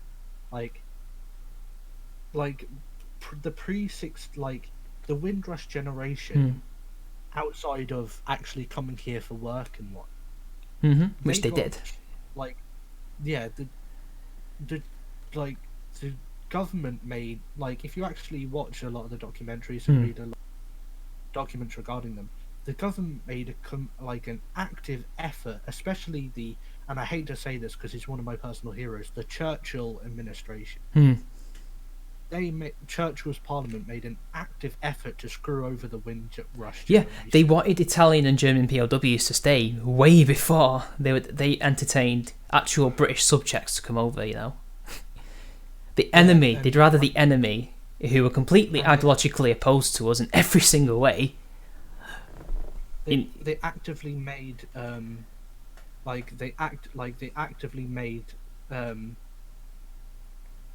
imperial passports, like non-British passports that were still valid in Britain because they were part of the empire, like Jamaican passports, invalid as a form of ID, just so the majority of the Windrush generation would be considered illegal immigrants after the need for them were complete, so they'd be deported back to Jamaica. Yeah.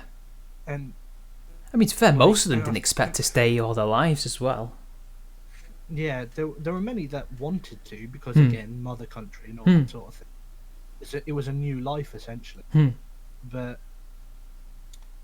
it's like you hear stories about Jamaicans who would they would literally just the day before they would literally just be told, there's a ship coming, it's going to the mother country, it's going to England, and it's not coming back.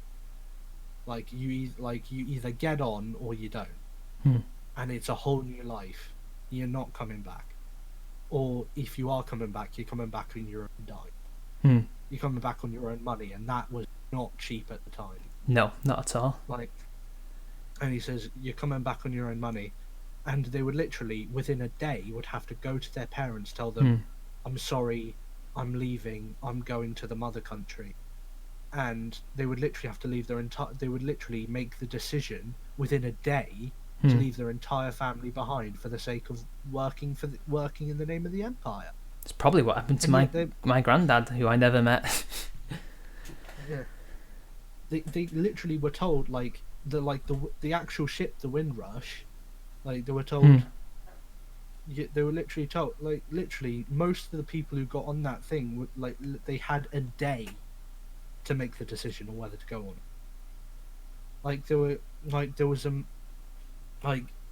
I heard a story of a mum who left her children behind to get on the Windrush so she could work for England and send a part of her wages back to Jamaica to support her family.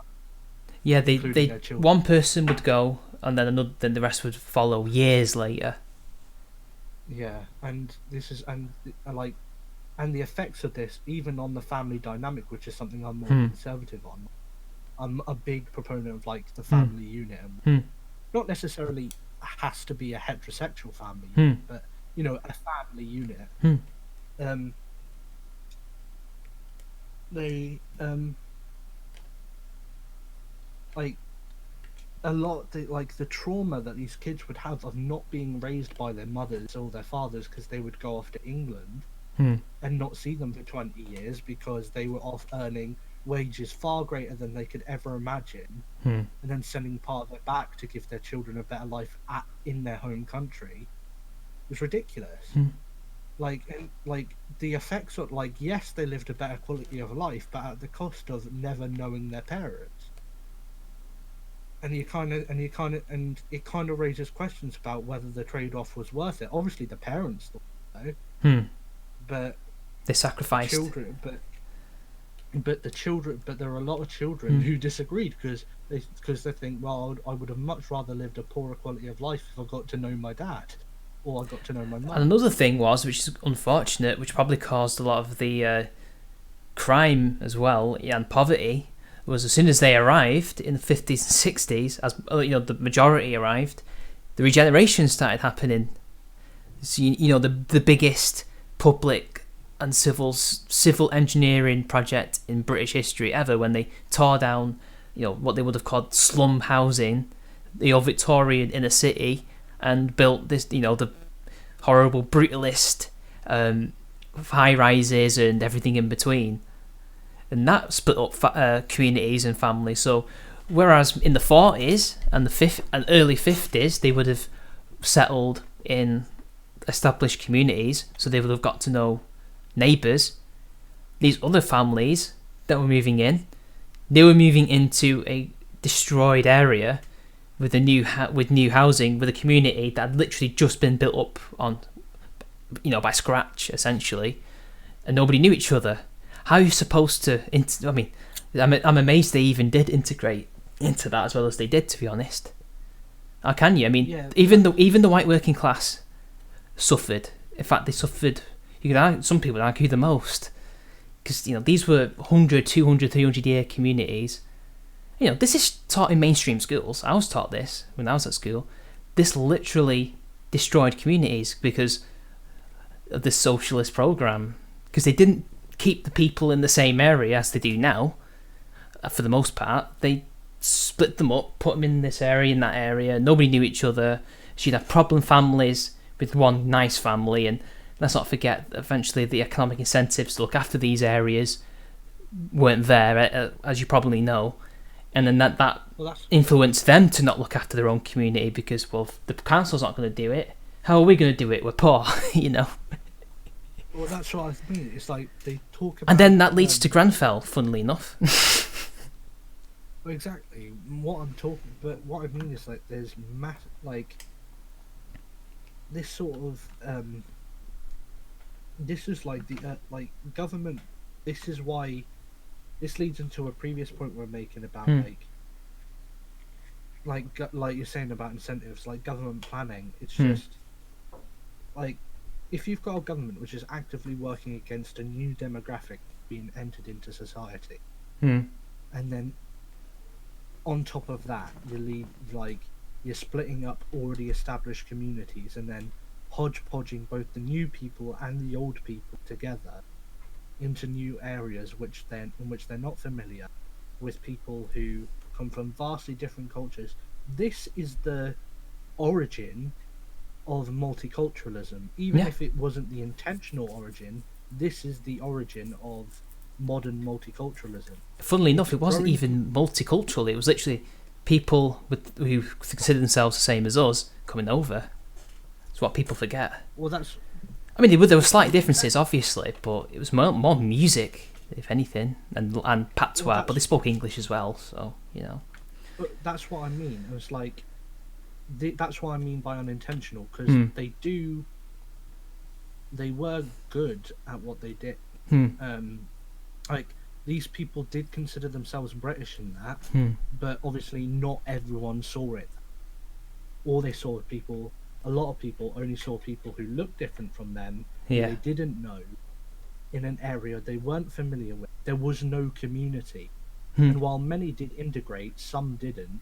And that's why this is what eventually led to what is considered early multiculturalism, because it ultimately made this, because they took the worst part of that situation and exacerbated it by not only taking people from parts of the world who were British-esque, like I said, like Jamaica and Uganda and stuff like that.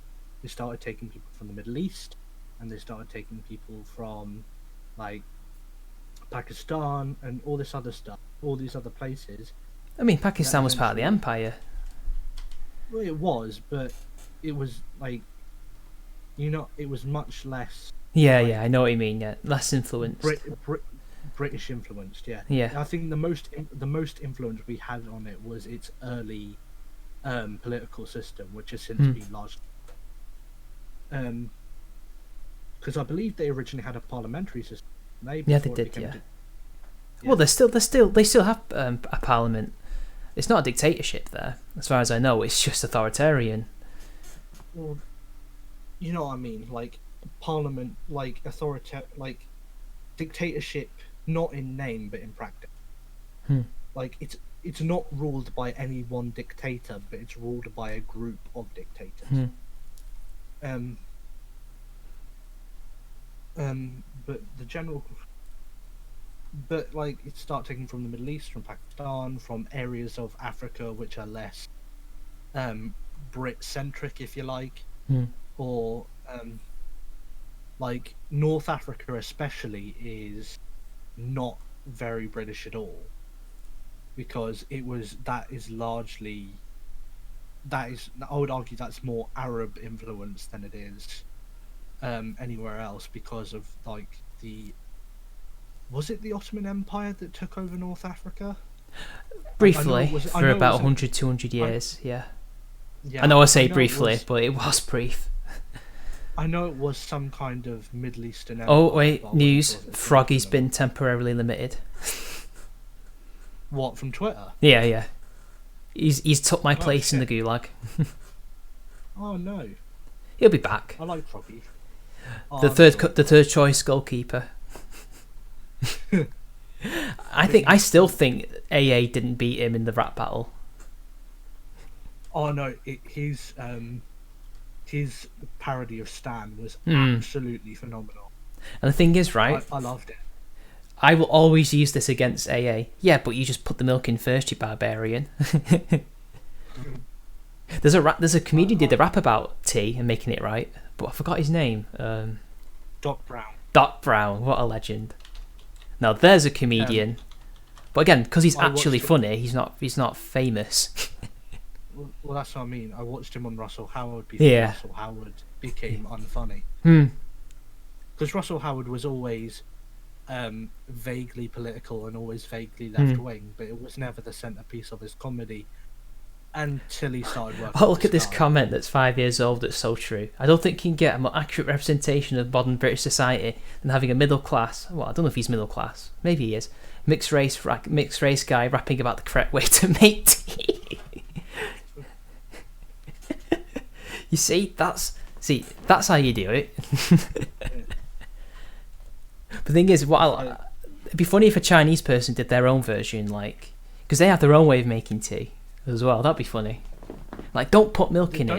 Don't they just drink pure tea? It's a different kind of tea. Yeah. On the continent, they do the same thing. They don't put milk in it. When I found that out, I was like, what the hell? You don't put milk in it? My mate was like, we don't. In Japan, I'm pretty sure what they call tea is an entirely different drink. I believe. No, it is tea. It is tea. Yeah, it's just not the same make, because we usually drink breakfast tea, don't we? You know, Assam stuff like that. Yeah, they drink green tea and all sorts. Yeah, green tea. Yeah, I don't like. Well, I like green tea, but I don't. Because you don't put milk in it, it's not the same. I can never get used to it. I believe, like, I like green tea, but I like it in the fact that I like it periodically. It's not something I could drink all the time. Where in Japan, it is a very popular drink, and it has been for a very long time. Like, it's like, again, it's probably only post-war a lot of more Western, like, a lot of more Western stuff has been adopted by Japan, and for the most part, for the better. Though they are having a serious birth rate decline at the moment. Like, more than can just be accounted for by. I swear, like most of their population is just boomers. Yeah, there's Actually, a serious deficit. I think it's they're not boomers, silent generation. Shit. There's a serious deficit between old people and young people. And yet, because like the big tradcons think that Japan is who we should emulate. Like, no, they suffer from the exact same issues as we do. Like, I agree that we should have a fairly not restrictive, but a fairly, I guess you could say, well enforced and serious, sensible immigration system. But the Japanese immigration system, purely by the fact that they are still not, I believe, like 98.5% native Japanese, and most of their non-Japanese people are still from Eastern Asia. You know, I think Korea. A lot of them are there's the Koreans, but there are native islanders who aren't Japanese. They make up most of the minorities, as far as I know, which is interesting. Like Korea, like Korea, China, Taiwanese. No. Small. Like, there's the Koreans because of the colonization, but not Chinese and not really Taiwanese. No, it's, let me have a look. Japanese ethnic minorities. I forgot the name. So there's the Koreans, which you're right about. Yeah, the Yamato people. You've got there are Chinese, but they're not. It's more like the Ainu people, the Ryukyuan people, all sorts. You get Westerners and Filipinos and all sorts, but the main like minorities are the people who are natives, but they're minorities. So like people in Bonin, like also Okinawa, the people who live in Okinawa are their own separate people. Well, that's what I mean. It's like you go to, like you hear stories all the time of expats who from like the US or the UK who go to Japan to teach English because there's huge like government funded programs for degree level students, even if their degree is nothing to do with teaching or with English. You can go over to teach English, and you'll get sent to rural Japan because they don't have enough teachers to teach English who are qualified, especially in rural Japan. And even if you get in rural Japan and you're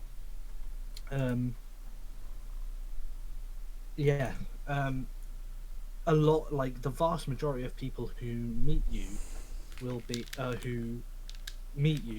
that'll be the first, that you'll be the first white person, like you'll be the first Western person or African or white or whatever person that they've ever met in.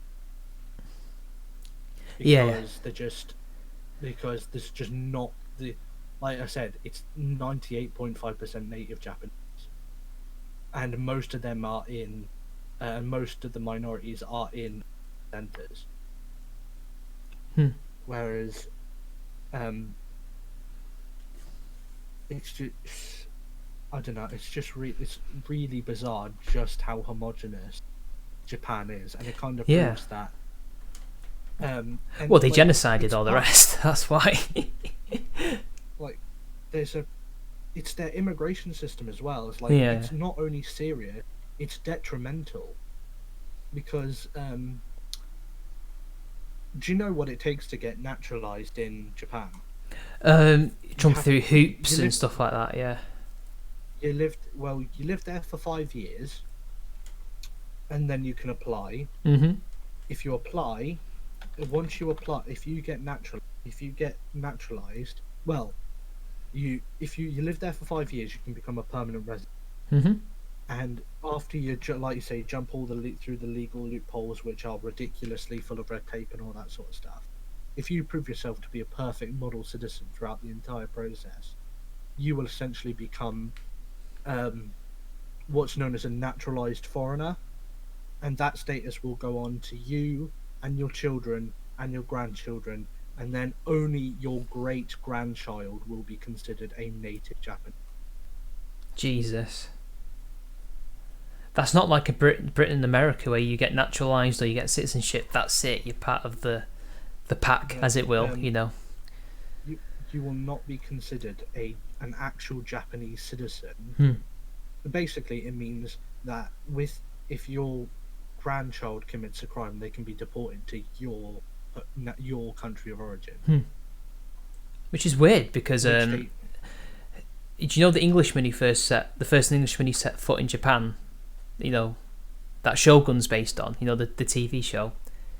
They made him Japanese almost a couple of years after he landed, because he was so invaluable to them. And then essentially his children were Japanese, and it's changed since then, which is interesting. Well, I think it's because they want to prevent major demographic change. Yeah. Like, I am wary about it when they need. Oh, sorry, I've lost what I was going to say. Go on, continue.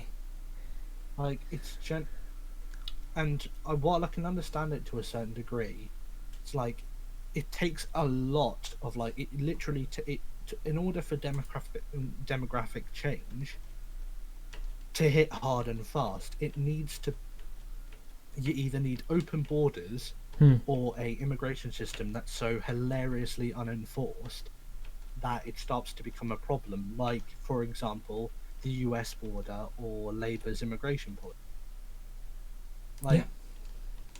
Like the US border with Mexico, hitting hard and fast major demographic change has to be because of an immigration policy that is so ineffective.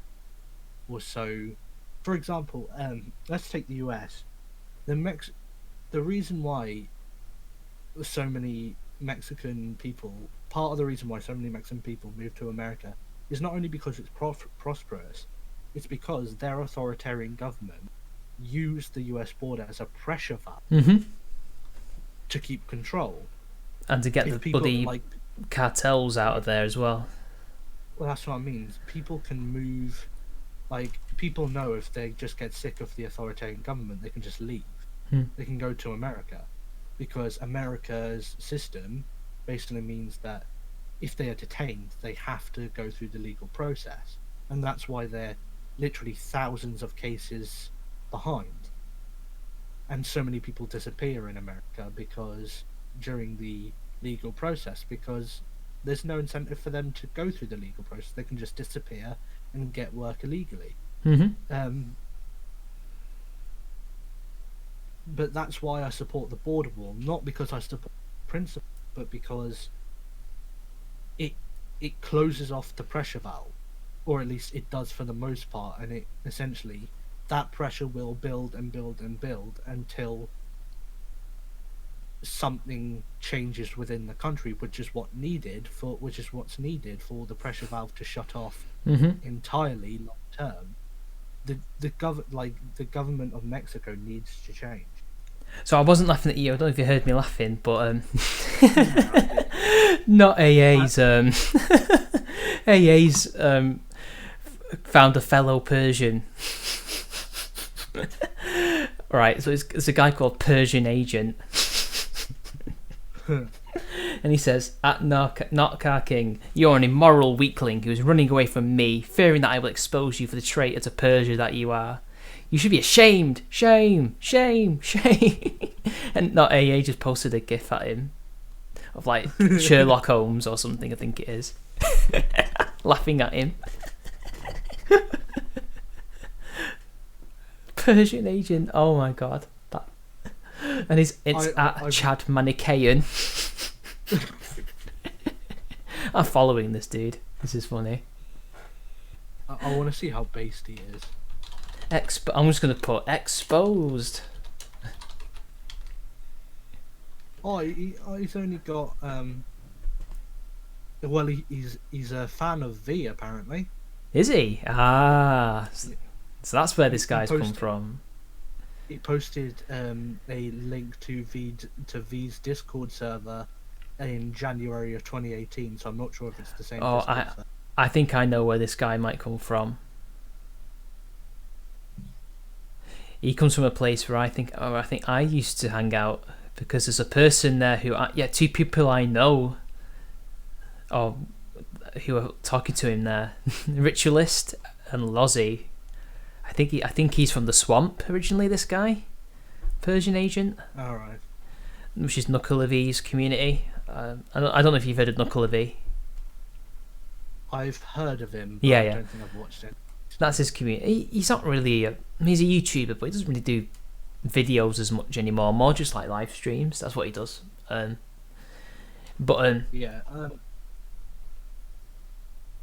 Let's have a look. What else can we talk about? What do you think about that guy? The father who went to court over his 7-year-old son who was going to be transitioned by his mum. Did you hear about that?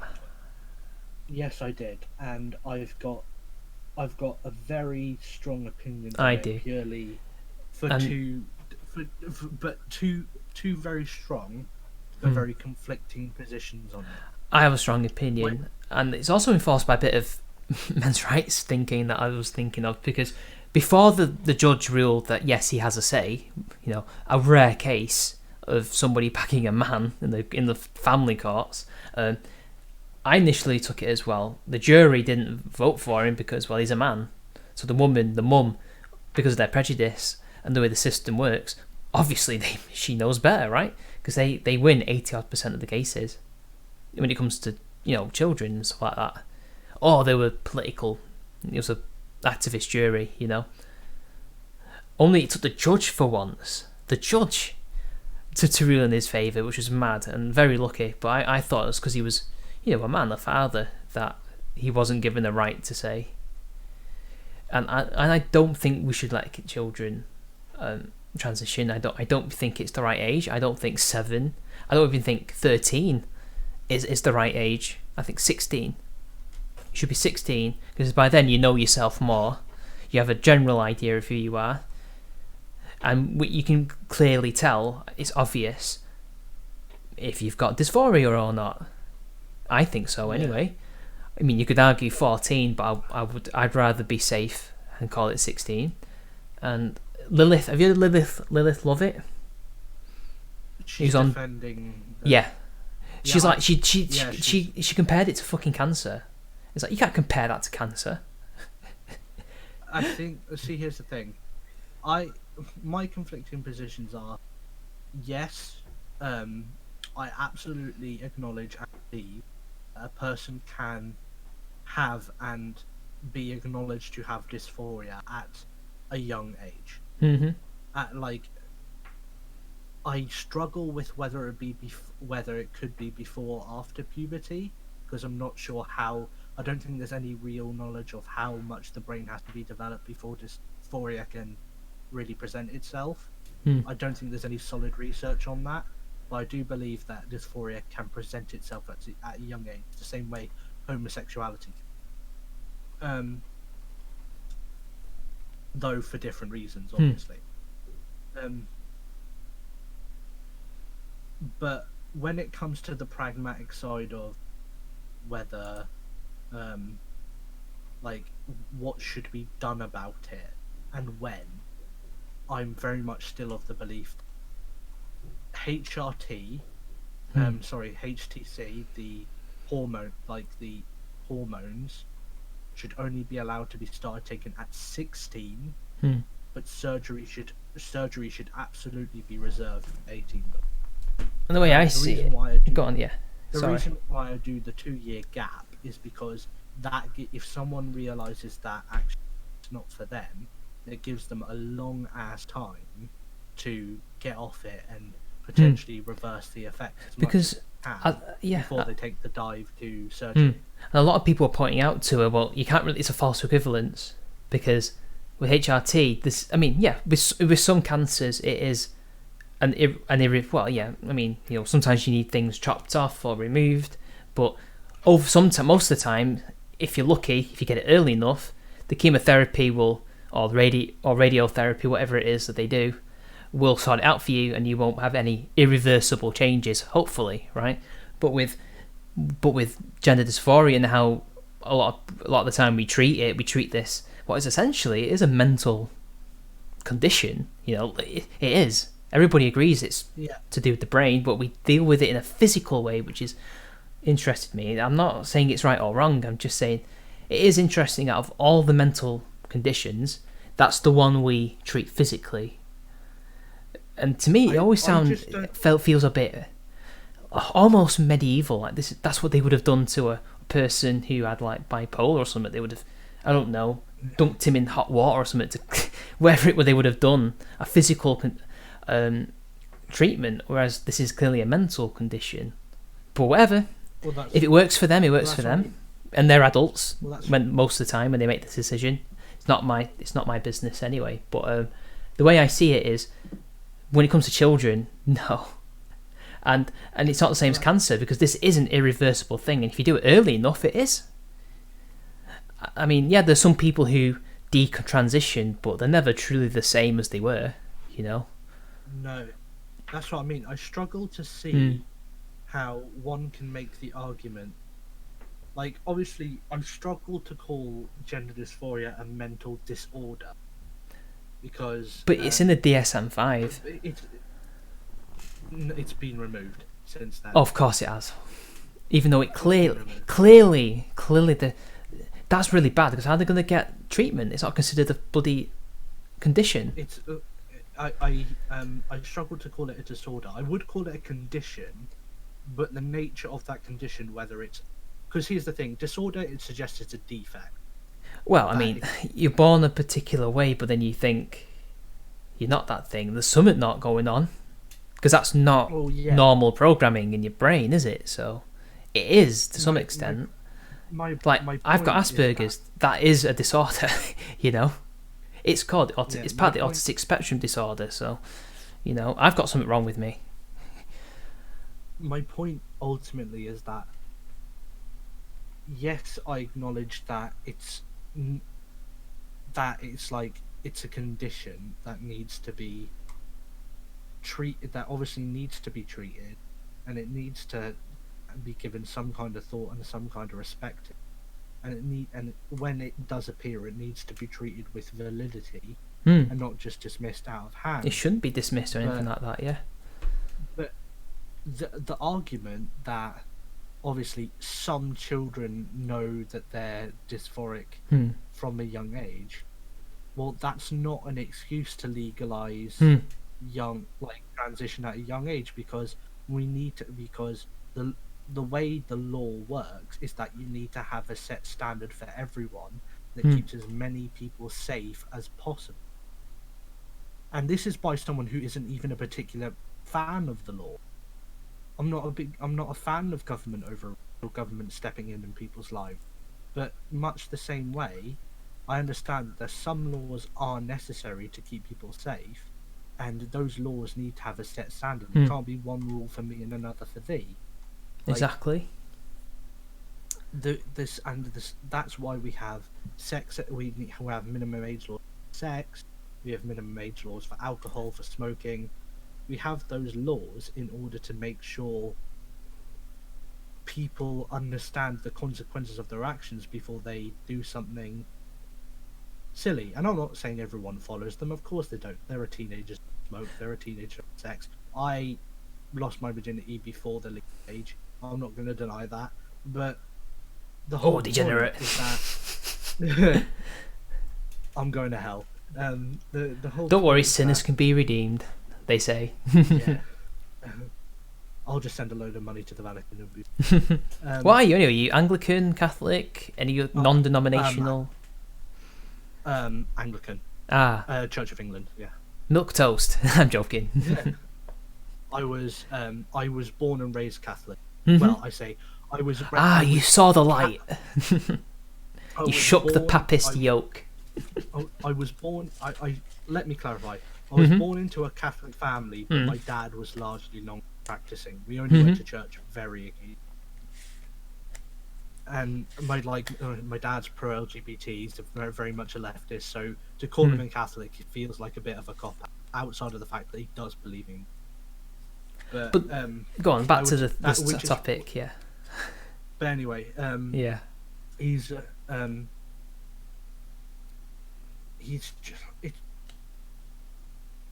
it just feels like you can't, like, yes, we should treat it with some validity. We need the law works in that we need a set standard that puts as many people, that keeps as many people safe and happy and healthy as possible. And we can't, and in such a politically charged time, especially now, when it's politically fashionable to make, for like elite degenerates to say my kid's trans, like my kid's non-binary, blah blah blah blah, to decriminalize, to essentially make transitioning for children like not only available but public, like socially acceptable, will only end up harming more kids than it will help, because ultimately the kids can't. It's not the kids who are going to consent to the It's the surgery adults. or It's the parents. yeah, it's the parents. And how many? And Lilith Lovett herself is someone who acknowledges there are transgenders out there, like, and there are woke parents who call their kids trans when they're not. And we know that How doctors many- are just not even, they're just giving it them, aren't they? They're not even, giving them the necessary testing and stuff like that. Just like, there you go. Go on. There's so many, and and obviously there's psychologists who went against the grain and admitted that there's like political and social incentives to diagnose gender dysphoria even when it's not there. Like, and that's causing concern in psychology circles. Like, there's so many negative variables that having having transition for children it's not viable now. Doubt it's going to be viable in the near future. But if at all. here's another thing, though. Removing it from the DSM-5 is going to harm transgender people and people with dysphoria because, well, it's no longer considered a problem, so they don't have a problem. So how are they going to get treatment if it's not considered an issue, but it's still considered an issue? That's so stupid. It's like stuff that it's like people like Rose of Dawn talk about, how they talk about like people are trying to demedicalize trans, where people can consider themselves trans without going through any kind of medical process.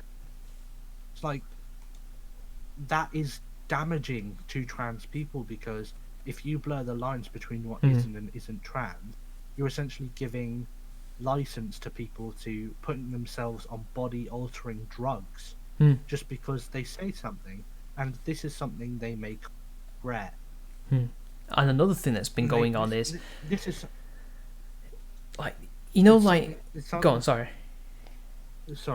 It's something they will it's like, and here's the thing, it's not even that I care if it's something they come to regret. If you choose to put something in your body, that's ultimately your responsibility. If you go on HRT and then choose and say, oh well, I wasn't actually trans, I was just doing it to be cool, then I'm like, well, that's your fucking fault, sorry.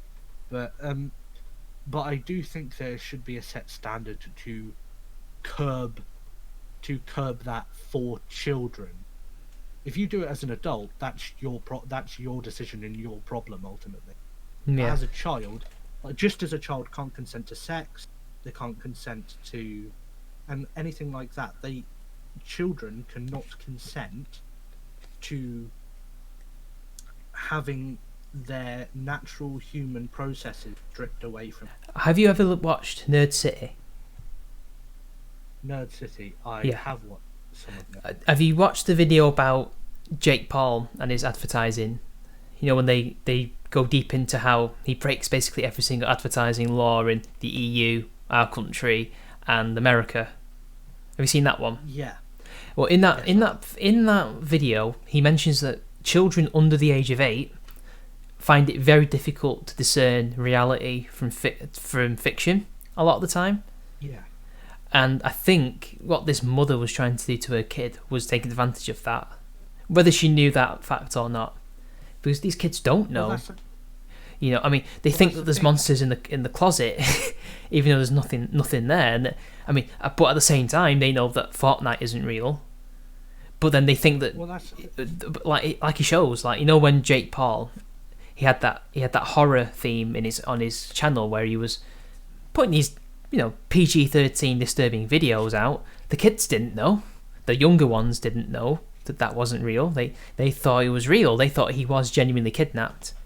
Now the older ones knew it was fake, but the under 8 they didn't.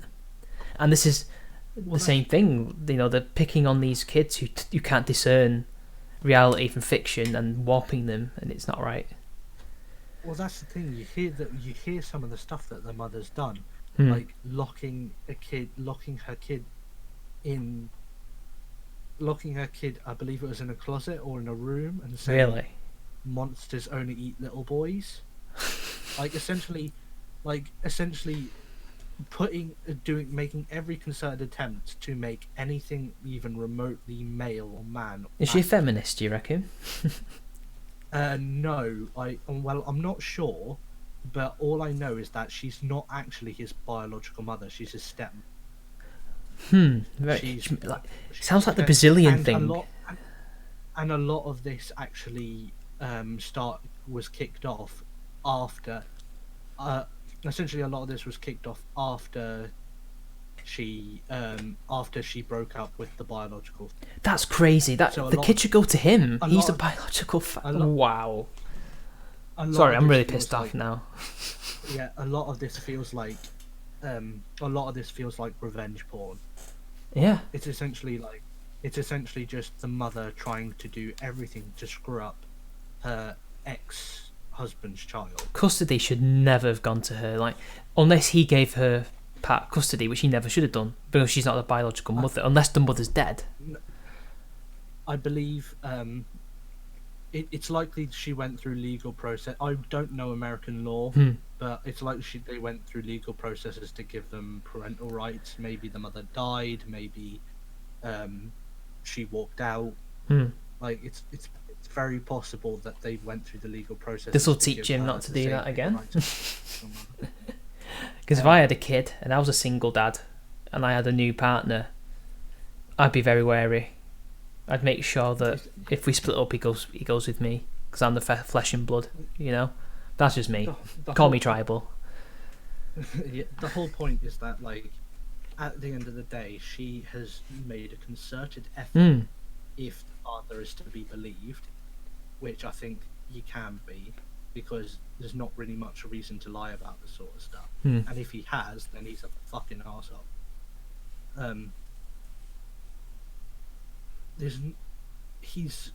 She has made a concerted effort to ruin it, to make everything masculine, male, or everything about being a boy negative in his head. So he wants to be a girl in order to please her. He has deluded himself into being a girl because he believes that anything even remote masculine is bad, and she has put that thought in his head. And that is why whenever I see a post from, like, a woke Twitter account saying he's actively said that he likes being a girl and that his father forces him not to dress in girls' clothes, I'm just like, yeah, because she's trying to deprogram him from her fucking abuse.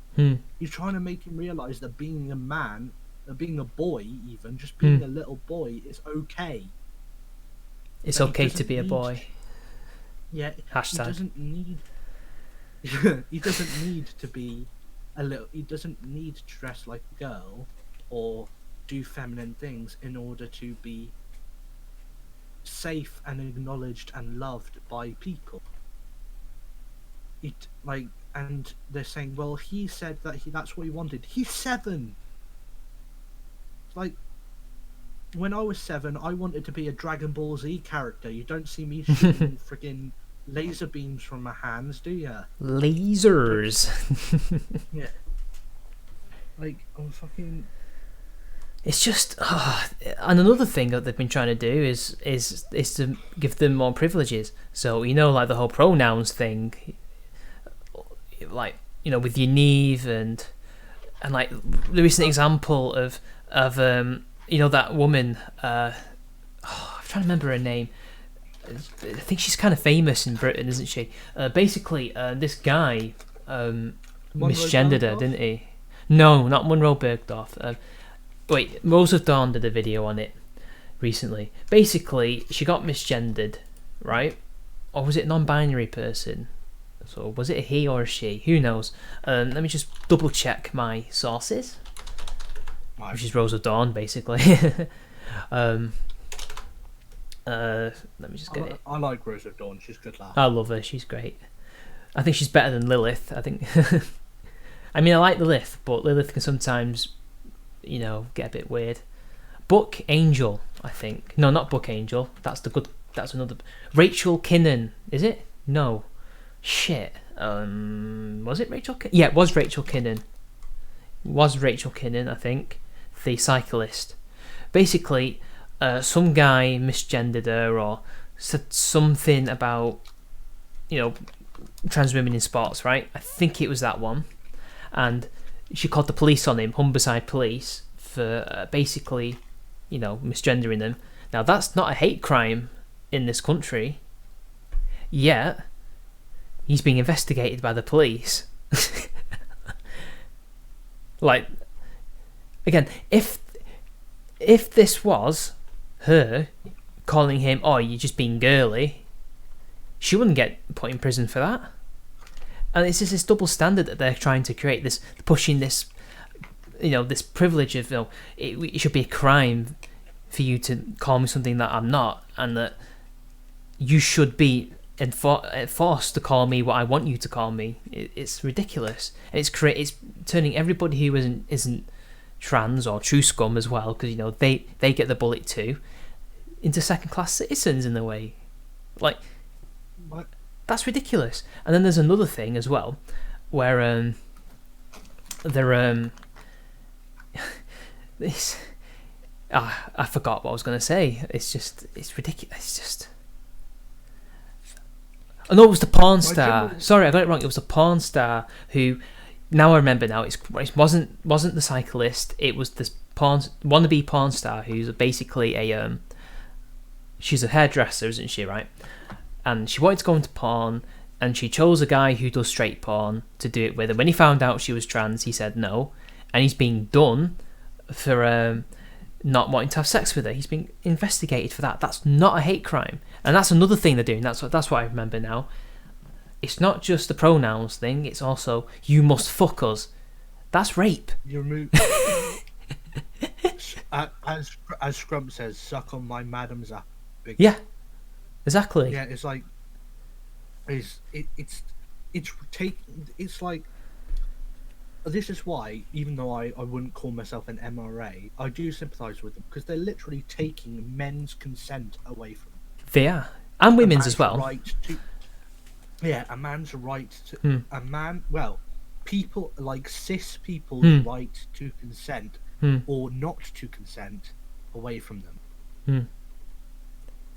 You could even say that the government is forcing sexual assault upon the cis populace. Now, I hope that Humberside Police see say and drop this investigation. I doubt it, because it's the police.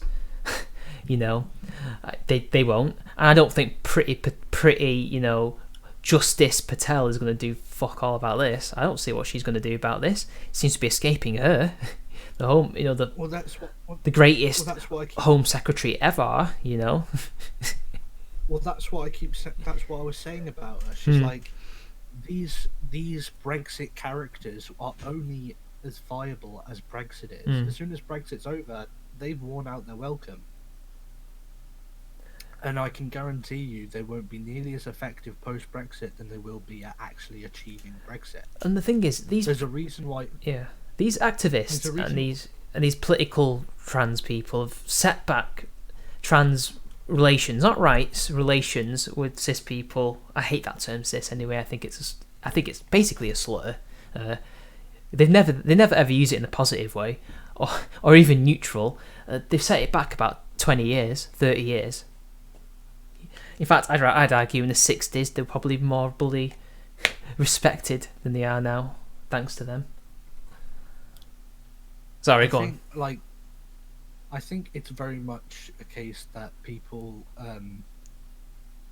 essentially see all the craziness. It's like people don't actively hate. Like, obviously, the people who do actively hate trans people has increased, but I think the vast majority of people don't actively hate the trans community. They just see all the weirdness and they're just like, nah, I'm touching that with 10 foot.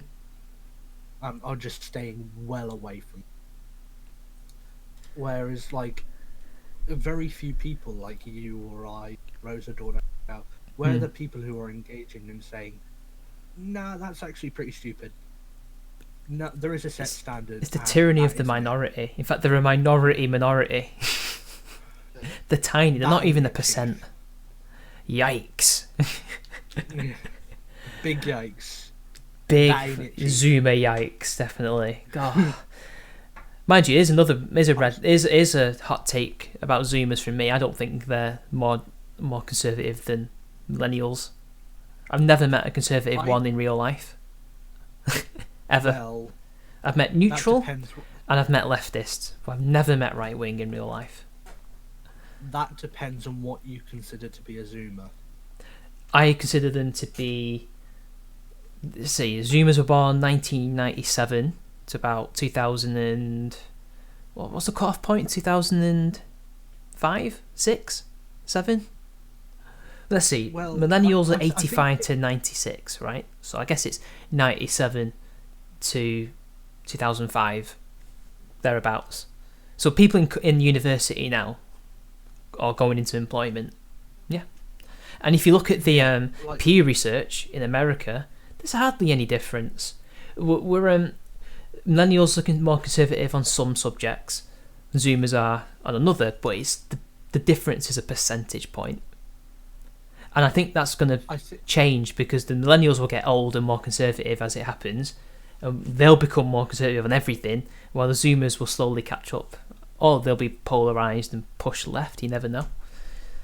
I think the big difference is that, I know this is a bit of a meme, that boomers and millennials are highly politically charged generations. Yeah.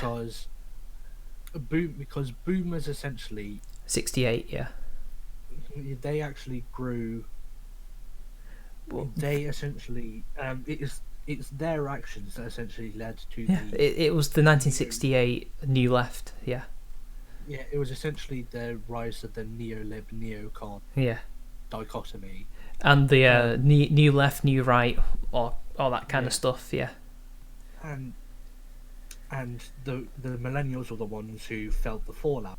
They're both very politically charged. And Generation X as well, to some extent, but they didn't do anything. But they that's what I mean. They were on the early end of it, so they're more politically apathetic. Or even some Gen Xers even benefited from it by joining in quite early on. Prime Minister Ardern in New Zealand, she's almost the same age as AA, I think, which is, I always use her as an example. Like whenever he goes on about Generation X being the best, I'm like, New Zealand, Trudeau. Like it's like the worst leaders are Generation X at the moment. That's what I mean. They're either politically apathetic or they got in on the boomer fallout early on, so they weren't really affected by it. And while I think Gen Z is going to be much the same in that they're either going to try and benefit from the fallout of the actions of millennials, or they're just going to be like, nah, I don't care about it. Because the way I see it is like, they go on about a lot, like PJW is one of these, and I like him, but he goes on as if Generation Z are the ones carrying the flag against the the revolution. He doesn't consider it a counter revolution. They're not. It's the millennials that are, people my age and Louis Levi's age, 1990, or late 80s to early 90s, age. We're the ones who were the majority of Gamergate. We were the ones who were the majority of Occupy, and the student protests and stuff like that in the early 2010s. We're the ones that have been pushing back, regardless of what political persuasion we are. We're the ones that have been the energy behind all that. I mean, the biggest skeptic is Shu, and she's a millennial. I would argue that. I use that in inverted commas, guys, just so you know. I would argue that. See, here's the thing that I would massively disagree with AA on, and I think Paul Joseph Watson is a net negative. I don't think he's a net negative. On Twitter he is, but not on YouTube. I think it's because, no, it's not because that I've met him, It's not really. Yeah, he's nothing like he is on Twitter, by the way. But that's all I'm gonna say. Sorry, PJW. It's not because he doesn't make good work. He doesn't make good work, or that he doesn't speak certain truths. It's because, it's like like you say, he's not. He's obviously you've even just proven it to me there. You say he's nothing like he is on Twitter. I don't think he is. He didn't come across that way to me. He tries to play the Puritan conservative, the millennial conservative, and he's not.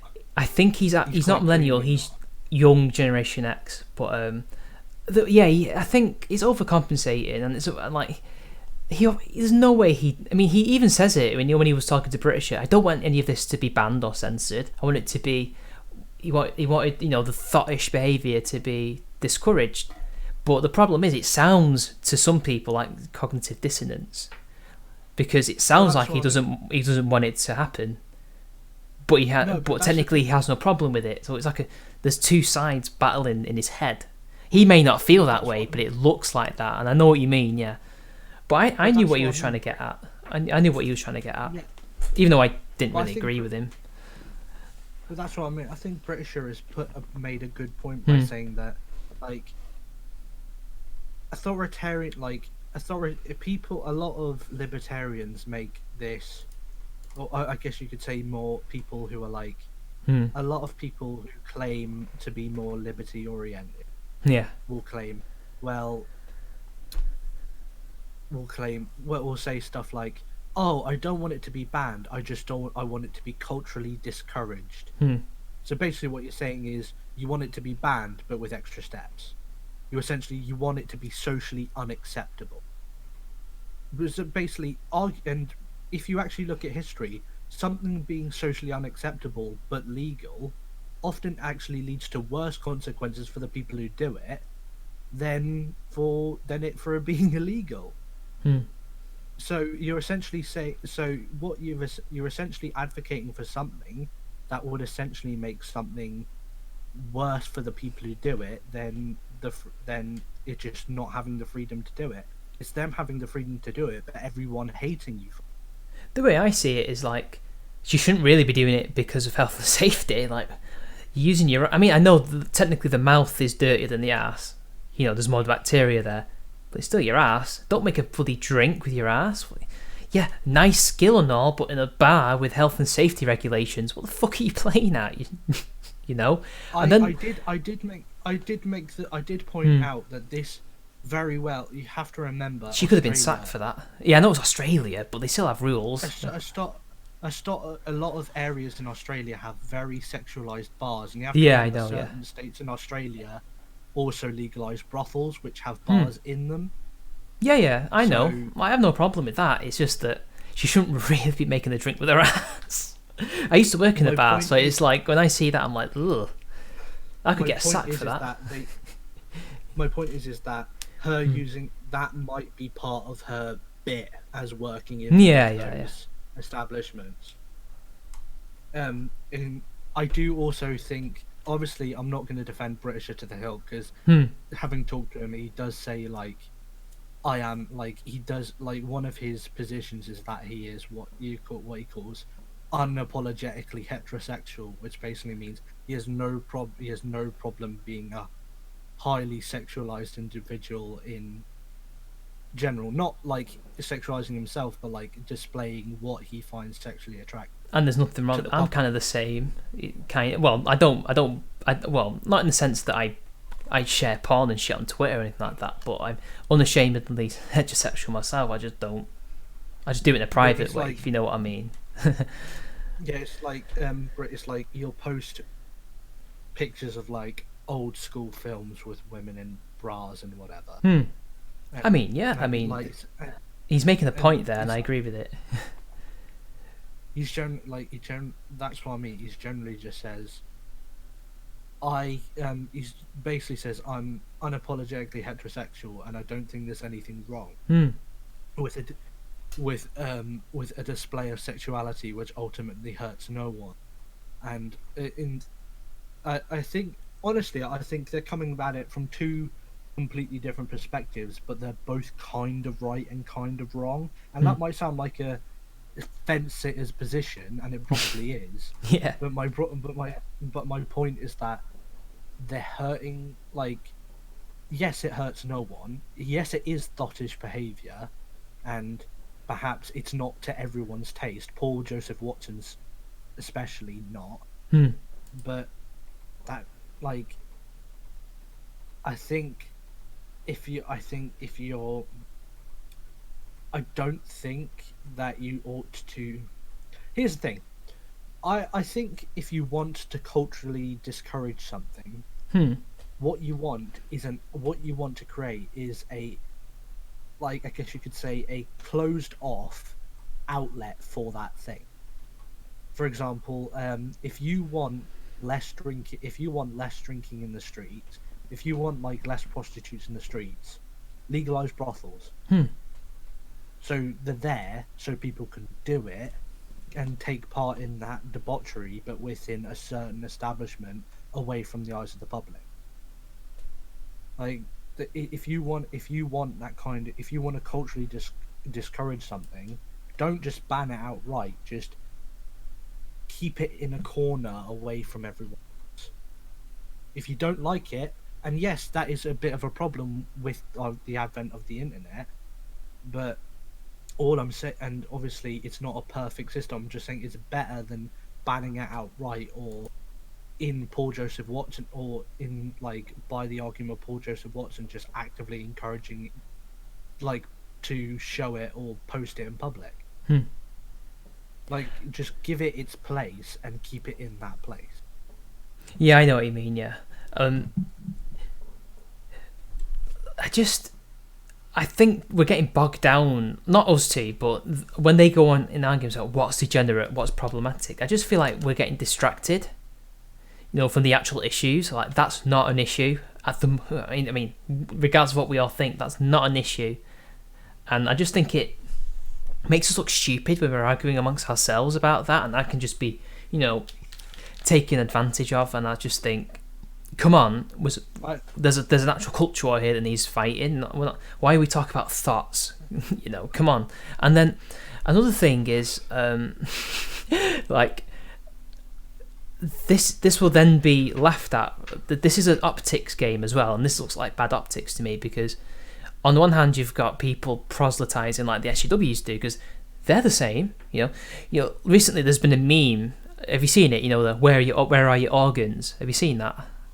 Yes, I've seen all. Yeah, because they they think that women having big tits in media is sexist. You know, and other sort of stuff like that. They think it's some kind of control thing, like men draw these things to control women, and it's for the male gaze. Essentially, the male gaze is bad because men look at it and like it. That's really all it is, you know. And you know, we've been taking the mick out of that, but that looks like what the bread tubers and what laymen would have called the alt-centrists would call the right wing version of that. You know, degenerate is the problematic of the right, as Grim Jim said recently, which I kind of disagree on, because the two are used in different contexts. Like, problematic is used in a socio-political sense, whereas degenerate is generally used about social behaviour in a non-political sense. Like they don't, like when AA and certain tradcons say some certain usage of the anus is degenerate. They're not talking about it as a political thing. It's a social thing, purely that, but they see that as political because the personal is political, isn't it? Hence why they think that's the same as problematic when it's actually not, in my opinion. I think the big I think the reason why we get bogged down with this sort of stuff is because it gets treated as like it's because they like, let's take AA and Britisher for example. AA takes the Thomas Aquinas approach to degeneracy, in which degeneracy is anything that is not direct, that is like it's surplus to requirement and has potential negative consequences for a person. Like, for example, the certain thing to do with the arse. That can cause, like, yes, it feels good, but to some people, but it causes obviously it's dirty and can cause people to become ill and that sort, and therefore it's degenerate. Where Britisher takes a lot more of a classical approach to degeneracy, in which it literally means the degeneration of society, and that's why he takes a lot more of that. He's very I guess you could say he hates the use of degeneracy in the liberal use of degeneracy, because he feels like people are taking something that literally describes the end of a society and using it to ultimately, when done in the privacy of someone's home, is harmless. I think they're taking two very different approaches to something, which are no more or less for the other person, because I said because British is just taking a very literal approach, where AA is just using it as it's described it. Yeah, I know what you mean. Yeah. You still there? Like the. Oh, you're still there. Sorry, it's just a minute. You did cut off a little bit. Oh, I'll turn the gain up. It's because I'm sitting back in my chair. Oh, it's fine. I turned you up as well on. Oh, yeah, it's fine. I turned you up on OBS as well. I'm slightly less than you as well. But I've turned the gain. That's fine. Don't worry about it. Continue. Yeah, but I just think it's two very different approaches to the same term, and I think they're both, Britisher and AA especially, very adamant in what they believe to be correct, especially on that issue. And I think that's why AA likes to dunk on Britisher a lot on Twitter. It is funny. Not only just because he's a troll, but because AA has a propensity to just not let something go. Actually, both of them are like that. Yeah, British AA won't let something go, but Britisher is always willing to respond, no matter how many times someone brings it up. Yeah. Whenever it's become obviously because you're on pretty much every stream in the chat, that AA is often described as a degenerate by AA will almost always bring up this sort of degenerate with Britisher. I know that certain members of the Deep Law think I'm a degenerate, because of the Dankula thing. When they've strawmanned me excessively, saying, "Oh, you argue for child porn." No, I didn't. That's not what I argue for. Like what we were talking about wasn't even real. But some people, I draw the line between real and fake, but some people just can't, which is fair enough. I know what you mean. It's a grey topic, but I was not arguing for paedophilia or anything like that at all. My position on it is I don't even like it. My position was if Lowly's legal, it might stop him from being on the streets grooming kids. That was my take. That was my. And I was watching. Sorry, I don't mean to keep going on, but I was watching a video on this channel where I responded to an actual paedophile advocate, Amos Yee. You remember him, right? The Singaporean kid, yeah. He's a literal fucking paedophile enabler that Dankula's, I think he debated twice, 3 times. And I said the exact same thing there, and nobody cared. Pretty sure Sargon's actually debated him on stage, hasn't he? Yeah, kind of. Maybe he interviewed him. I know that when he did this kind of podcast thing, but it was really boomery. the technical, he didn't have quite the technical side of things as he does now. But I said the exact same thing there. I said, like, look, Lowly's not real. I can see why there could be a case for that to be legalized to stop them from, bumming kids essentially. Like, and I mean, look at Japan. They have the lowest level of, paedophilia, and that's not due to the age of consent, which is actually kind of like America. It depends on the prefecture. There is no federal set age. I believe the lowest age is 13. Yeah, it is 13, but I don't know which prefecture is. So, it's probably a rural one. Yeah, What was the highest one? 21. Probably. Yeah. I imagine that'll probably be the central prefecture, which Tokyo is. And look at, like, they have the least amount of violence, the least amount of sexual violence, the least amount of sexual assault. You can walk through the streets of Tokyo at night and be safe for the most part. Like, so something it must be because it's because of that. I don't know. I mean, and other things like the media is, well, it's not really extreme, but compared to Western media, it is so extreme, and the things that they write and draw are so crazy that maybe it is actually a release for a lot of people, and most of those people decide they don't need to indulge in their literally degenerate acts and just read a manga or something or play a game. Like, it's not a coincidence. I mean, I know correlation does not equal causation, but it's not a coincidence that as violent video games and video games in general increased in popularity, the violence dropped in the 90s. Well, that's what I mean. It's like my general take on that whole situation. And I tried to tell him, like, I'm not arguing for literal, actual shit. That's not what I want at all. My general take on the whole situation. Like,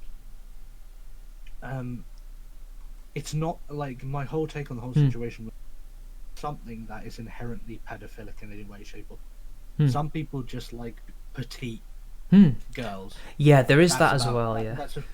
That is about as long and short as it goes. Like, I don't like the sort of like weak arguments that, well, she's actually an 8,000-year-old demigoddess fucking thing. So, like, it doesn't matter. Yeah, I know. Yeah, it doesn't like I don't like those kind of weak arguments, but at the same time, it's like some people just like women with small bodies. It's literally just about that. And another thing is, it isn't just a porn thing. It's also literally this is a person. A loli is also just a kid. It doesn't necessarily have to be sexual either. Yeah.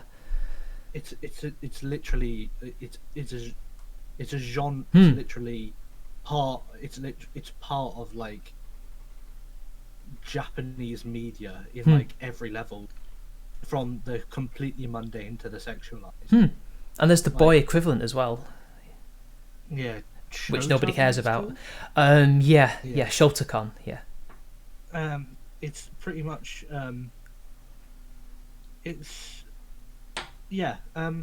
my whole point about that was just there are perfectly legitimate reasons to like that, like that. You could just think it's cute, or like I said, even if it is sexualized, you could just like small bodies. It's not necessarily like, there's nothing to suggest it's necessarily about the age of the character. Like, I follow a Twitter account called HeadPatBot, and it's just Loli's getting head patted. You've seen it? See, that's just wholesome shit. My whole point is that, like, but at the end of the day, I acknowledge paedophiles could like it. I mean, they But will, won't they? it's not. Yeah, it's not an inherently pedophilic thing in any way, shape, or form. To be fair, my And video was therefore, shit. Like, they draw, like, and ultimately, I very like we've been talking about this love it a lot in like a mildly negative context in this stream. And we've not been But trying to say that we actually- dislike her or anything. We do like her.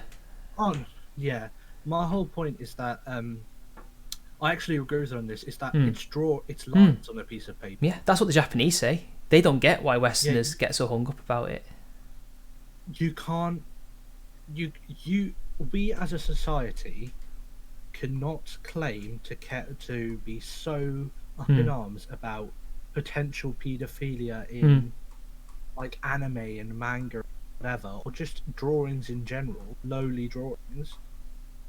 When a lot of our sentencing record, actual paedophiles are so absolutely abysmal, Especially with a certain religion. Yeah, and also with people of particular privilege, like Or gender. Yeah, like this what we call he was a Scottish bloke who only got arrested for 18 months because he had a promising future as like a lawyer or something. He only got 18 months for touching up his, I think it was his sister or his cousin or something. Really? Wow. Yeah, he only got 18 months and no criminal record because he had a promising future. Yeah, and whenever you see a fucking... Yeah, go on, sorry. This doesn't just happen with pedophilia either. It also happens with murder. Like, Yeah. there was a minor politician, like I think it was a local politician's daughter, and she was from a rich family, who essentially was doing a very high level course at Oxford University, who got off. No, it wasn't murder. It was rape. Sorry, she sexually assaulted boyfriend. And wait, is this the she got doctor? off. Is this the woman who could have been a doctor? Yeah, I think so. No, she assaulted him. Well- She stabbed him with a knife, and then Right. she got off with it because they said, "Oh, you could be a surgeon," you know. Yeah. It's like, you want her to hold knives for a living? Yeah. Okay. It's like, I think. And she had mental was, difficulties, you know, and all that jazz. I mean, never mind the So fact that what, he she probably was- does as well. So she was a savant. Well, not a savant. She was like, just good. She was not just like good that. at one particular. No, in like mental issues, like, you know, depression, things like that. Whatever it was that they said. Yeah, I know who you mean. Yeah. Oh, she essentially. It doesn't just happen in paedophilia, but the point is that if we have these abysmal records with punishing people for actual crimes, especially in the upper echelons of society, which should be held the most accountable, because obviously the old saying goes, if you want to know who controls you, figure out who you can't criticize.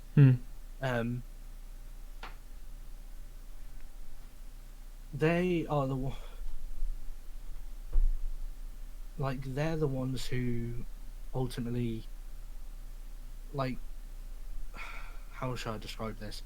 Like, if we can't punish people, especially in the upper echelons of our society, for actual paedophilia or actual heinous crimes, why should we be paying any attention to fictional drawings on a piece of paper which aren't even inherently that way?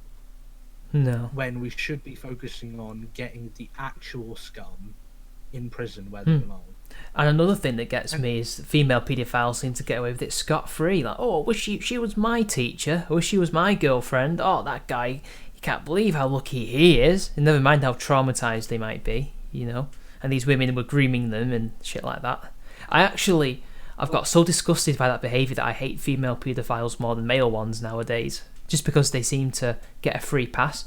No matter how many we convict, nothing seems to change. It does seem that it's a common trend that they'll get suspended from their job, a slap on the wrist, and make a teary apology, and that's it done. Like, do you remember Louis Theroux? He did a documentary about that, and I thought he was. I mean, you know, he was nice to all of them, But she in particular, the female paedophile, the one that he talked about, it seemed like they really went out of their way to be more sympathetic.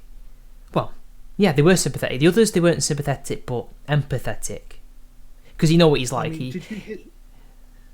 I'm not sure if this was an American or a British story, but did you hear the story about the girl who broke into her boyfriend's house, held a machete to his neck, and assaulted? I've not heard that, no, but it doesn't surprise me. No, it happened. Like, it was her boyfriend. She held a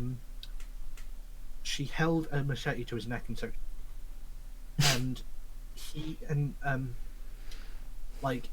in all the reports and all the papers that covered it, they said, like rather than say rape or sexual assault, they said that they had forced sex or forced into. Yeah, and here's another thing that AA's bad on. He thinks that men can't be raped, and he was using the law as a justification. And I thought that was a gross hypocrisy, because do you remember when the government under Theresa May changed the parts of the law when it comes to property, right? So like when you let something off a landlord, right?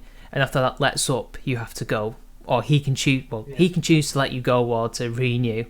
Well, now he can't, can he? He can't just kick you out after the term is up. So that the person now who is in the house has more power rather than the person who owns the property. He was like, this is an outrage. This is the end of property rights as we know it, which it is. But he was saying you should get out while you still can.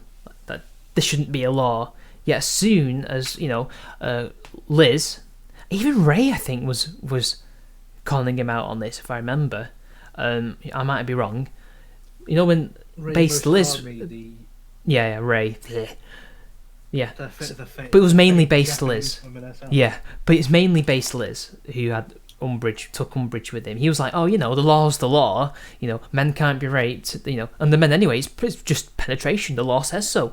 What are we gonna do? And I thought that was some of the most hypocritical shit he's ever come out with, and I was really disgusted. And I couldn't watch the stream after that. I just thought that's just wrong. I think that is a weakness of AA's in that. And he knew he was wrong. He knew he was wrong. He just kept going on and on and on. But that's what I mean. It's like I think that's one of his weak points where he will when it comes to his more socially conservative views, he will defend the law to the hill if it benefits him on what he believes, because of it. Here's the thing. He calls himself a libertarian, but he is not. He will not. He calls himself a libertarian, and I don't doubt. Well, he calls himself a classical liberal, but he seems to constantly blur the line between classical liberalism and libertarianism, which isn't a thing, by the way. Yeah. Which is why I want to do that pure ideology series, because I want to make sure people know that libertarianism and liberalism are not the same thing. Not anymore. Yeah. I believe one influenced the other. I just don't think they are the same thing.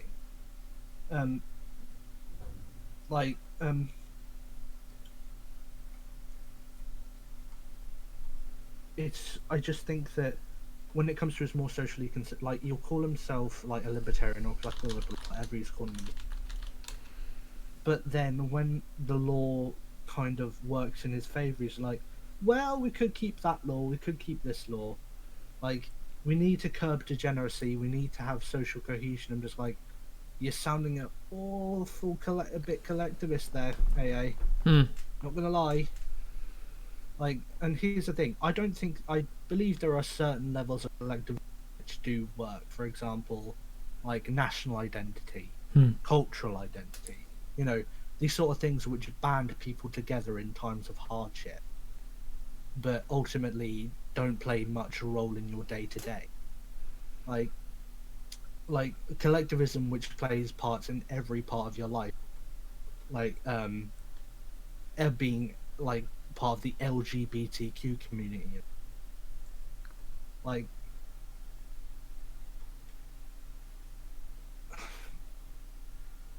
Like, I think like that kind of collectivism is egregious. Being an individualist myself, but I just think if you're trying to justify laws which are inherently collectivist and inherently like government overreach because they benefit your beliefs, then you're not really an individualist or someone who really believes in small government. You just believe in government as small as I personally want it to be.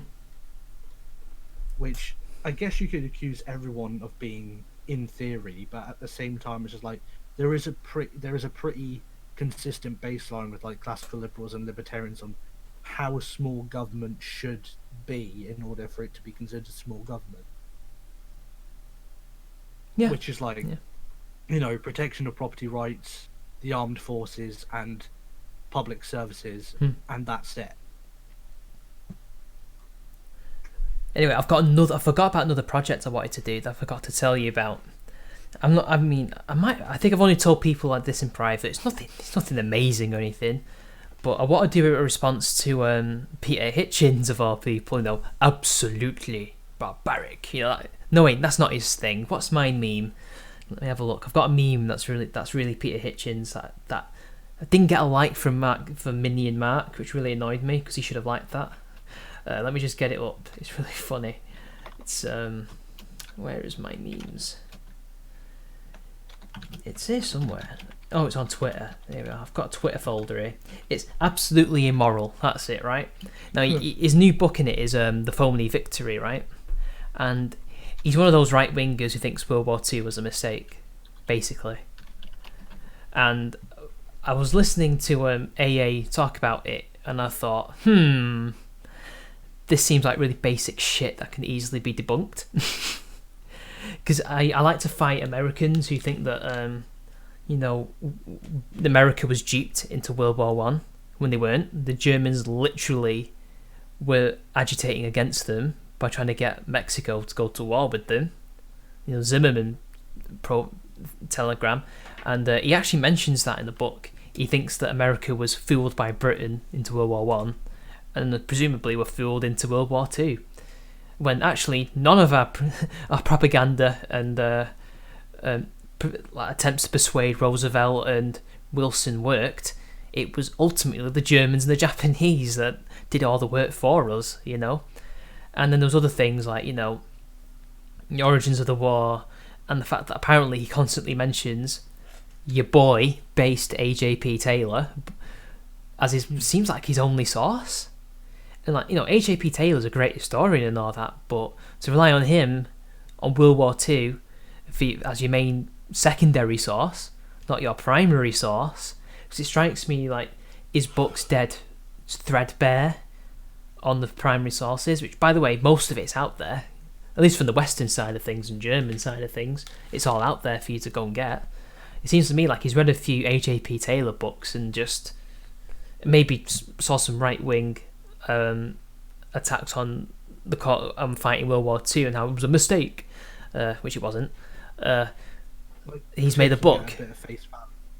I know. I'm going to read the book eventually, yeah. Because what I do, I read the books that I want to talk about, then I read around the subject, even though I might know a lot about the subject. I want to make sure I get my shit right again, and then I write a script, and then I talk about it. It's like I did a video about Richard Dawkins, the first one I ever did. We'll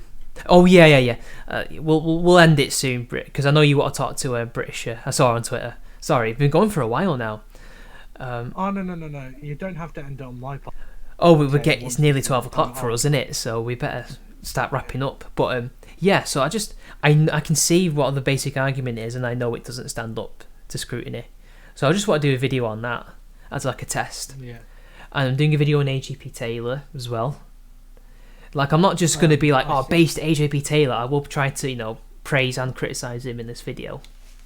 But I don't know how to describe it. Do you ever watch True Deal, Tom? You know, your boy, no. True Ding Dong. Well, he's no longer on YouTube anymore, but there is like a archive channel of him. He's a friend of mine, and he started off doing like what you would call anti-SJW stuff. Then he moved to economics and philosophy. He's what you call a proprietarian. He's a proprietarian. He used to be a libertarian, but he moved to proprietarianism, which I still don't know what it is. But he's a really good dude. And he would like make these videos where he just talks about these books from philosophy that he read, or questions in philosophy. And I'm not sure if it was just a summary of what they believe, or if. And I know sometimes he critiqued them, but I want to do something like that. I'll show you eventually when we leave. And that's what I want to do, but I want it to be more of a critique than I guess an examination.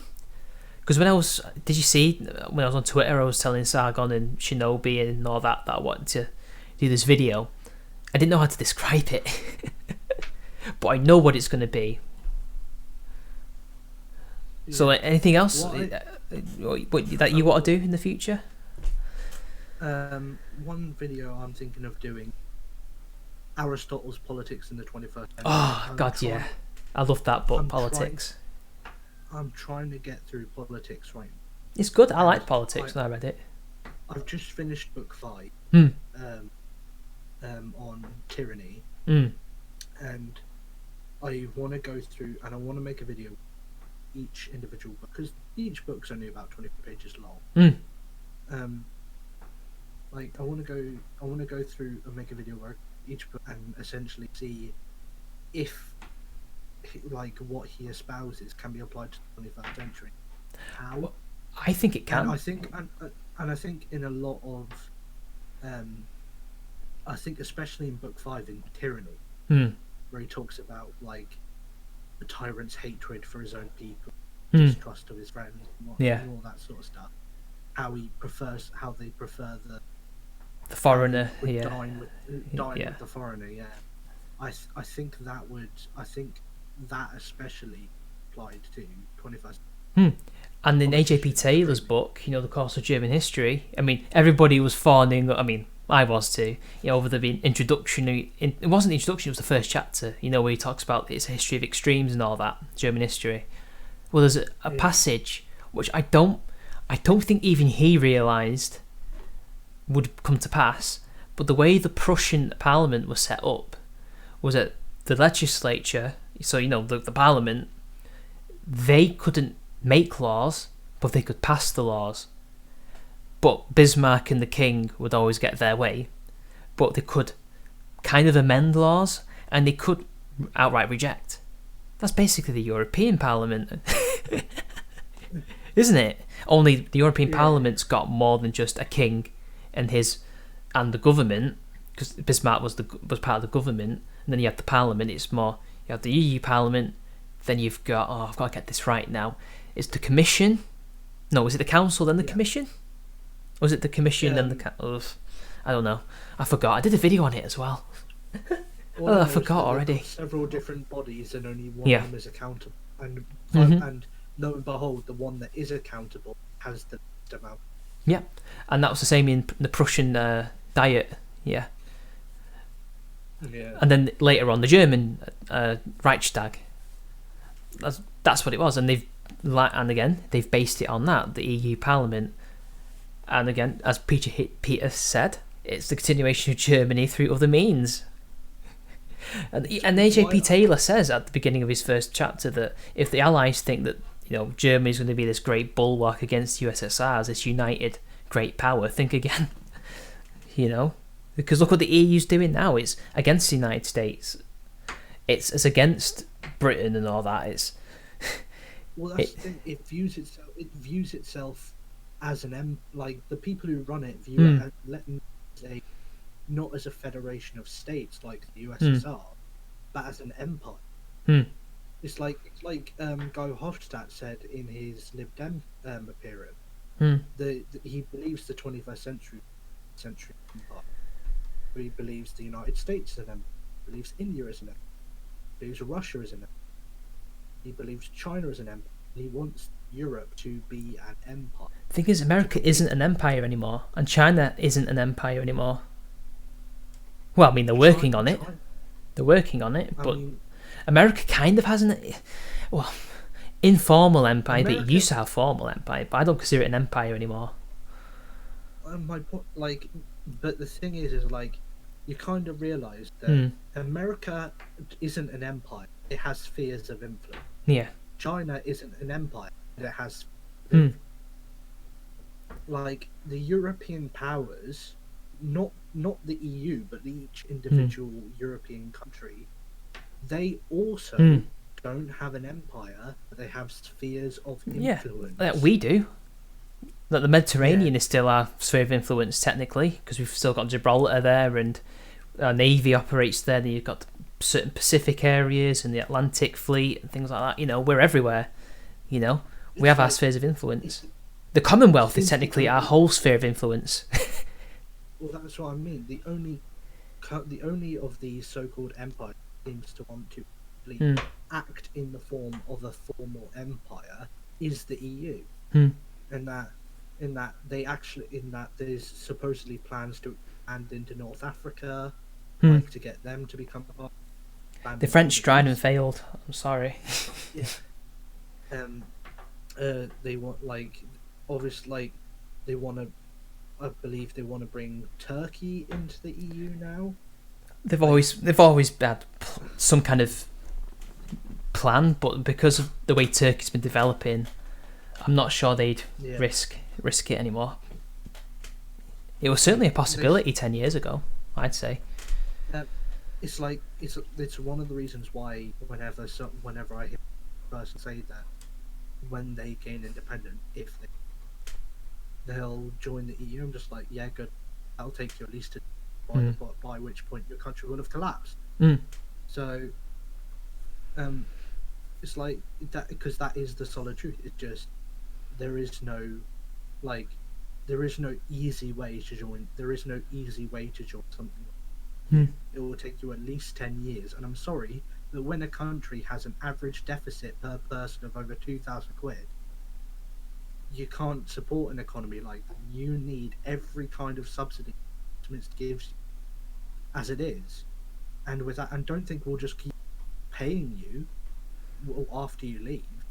And that's why I never understand the SNP's strategy, because the SNP just seems to have a strategy of scrounge all the money you can get from Winston, while simultaneously biting the hand that feeds them.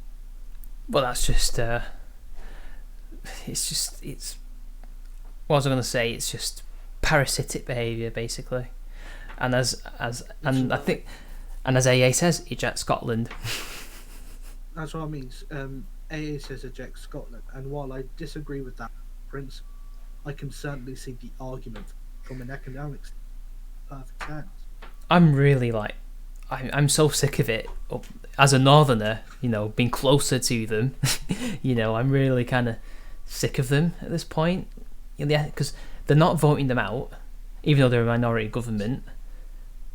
I've had a debate with a Scottish person who refused to even believe me. Well, she refused to believe reality, that the West Lothian question exists, and they don't pay for their own bloody shit. English tax money pays for it all, and it's true. Well, that's what I mean. They say, you ask them, well, how are you going to survive without English subsidy? They say, oh well, we've got oil and whiskey production and all this sort. And they don't own all that oil though. I'm just like, well, first of all, agriculture alone isn't going to get. Second of all, whiskey production. Who is your main buyer of whiskey? The rest of the UK. By a huge margin. And also, all that oil is privatized by companies which operate out of England. And unless you try to seize the means of production by force, you're not going to get them back. No company's just going to go, oh well, you're gaining independence, we've just come with you then. There's no money in Scotland. They're not going to do that. I agree completely. The North Sea oil is all privatized. Yeah, but anyway, I think we'll end it there. We've been going on for nearly 4 hours. Yes, it is. Yeah, that's my longest stream, that I reckon. Oh, fantastic! Well, I was glad to be a part of it. Oh, you're welcome. Anyway, I've now got to find the bloody stream up thing now. Oh god, before we end this. Crap. Where is it now? Oh no. I think I've got rid of it. Hang on a sec. I'll find it. Don't worry. Hang on a sec. Anyway, it was fun having you on. And as I try and find the stream option... Hang on. I think I know what I'm doing. No, I don't want to click go live. Oh shit, where is it? It should be on my dashboard somewhere. Let's go on live stream now. It should turn up. Because there's a dashboard to it. Go to live control room. Here we are. I found it. Phew. Yay, we found it. Right. Oh, have I? Shit. Oh, come on. Found it. Right, here we are. Right. Do you mind if I shill to the less than... Sure, yeah. I put your thingy in the description. Right, okay. I'm British Knight. I make videos similar to Mitch's, but with a less current affairs focus. I'm more, I guess you could say, foundation level politics and philosophy oriented. Like, I try to inform people rather than tell them stuff that they can find. Rather than give my opinion on things, I try to stick to the stuff that not a lot of people know, but really to know. I operate as British Knight on YouTube and on BitChute, and I operate as at Knight of Britain on Twitter and on Gab. Thanks for having me on, and I look forward to seeing any of you in my comment sections or being on a stream in the future. Thank you very. Hey, it's my pleasure, man. Thank you for coming on. Until next time, guys. That's all we have for today. Go away now.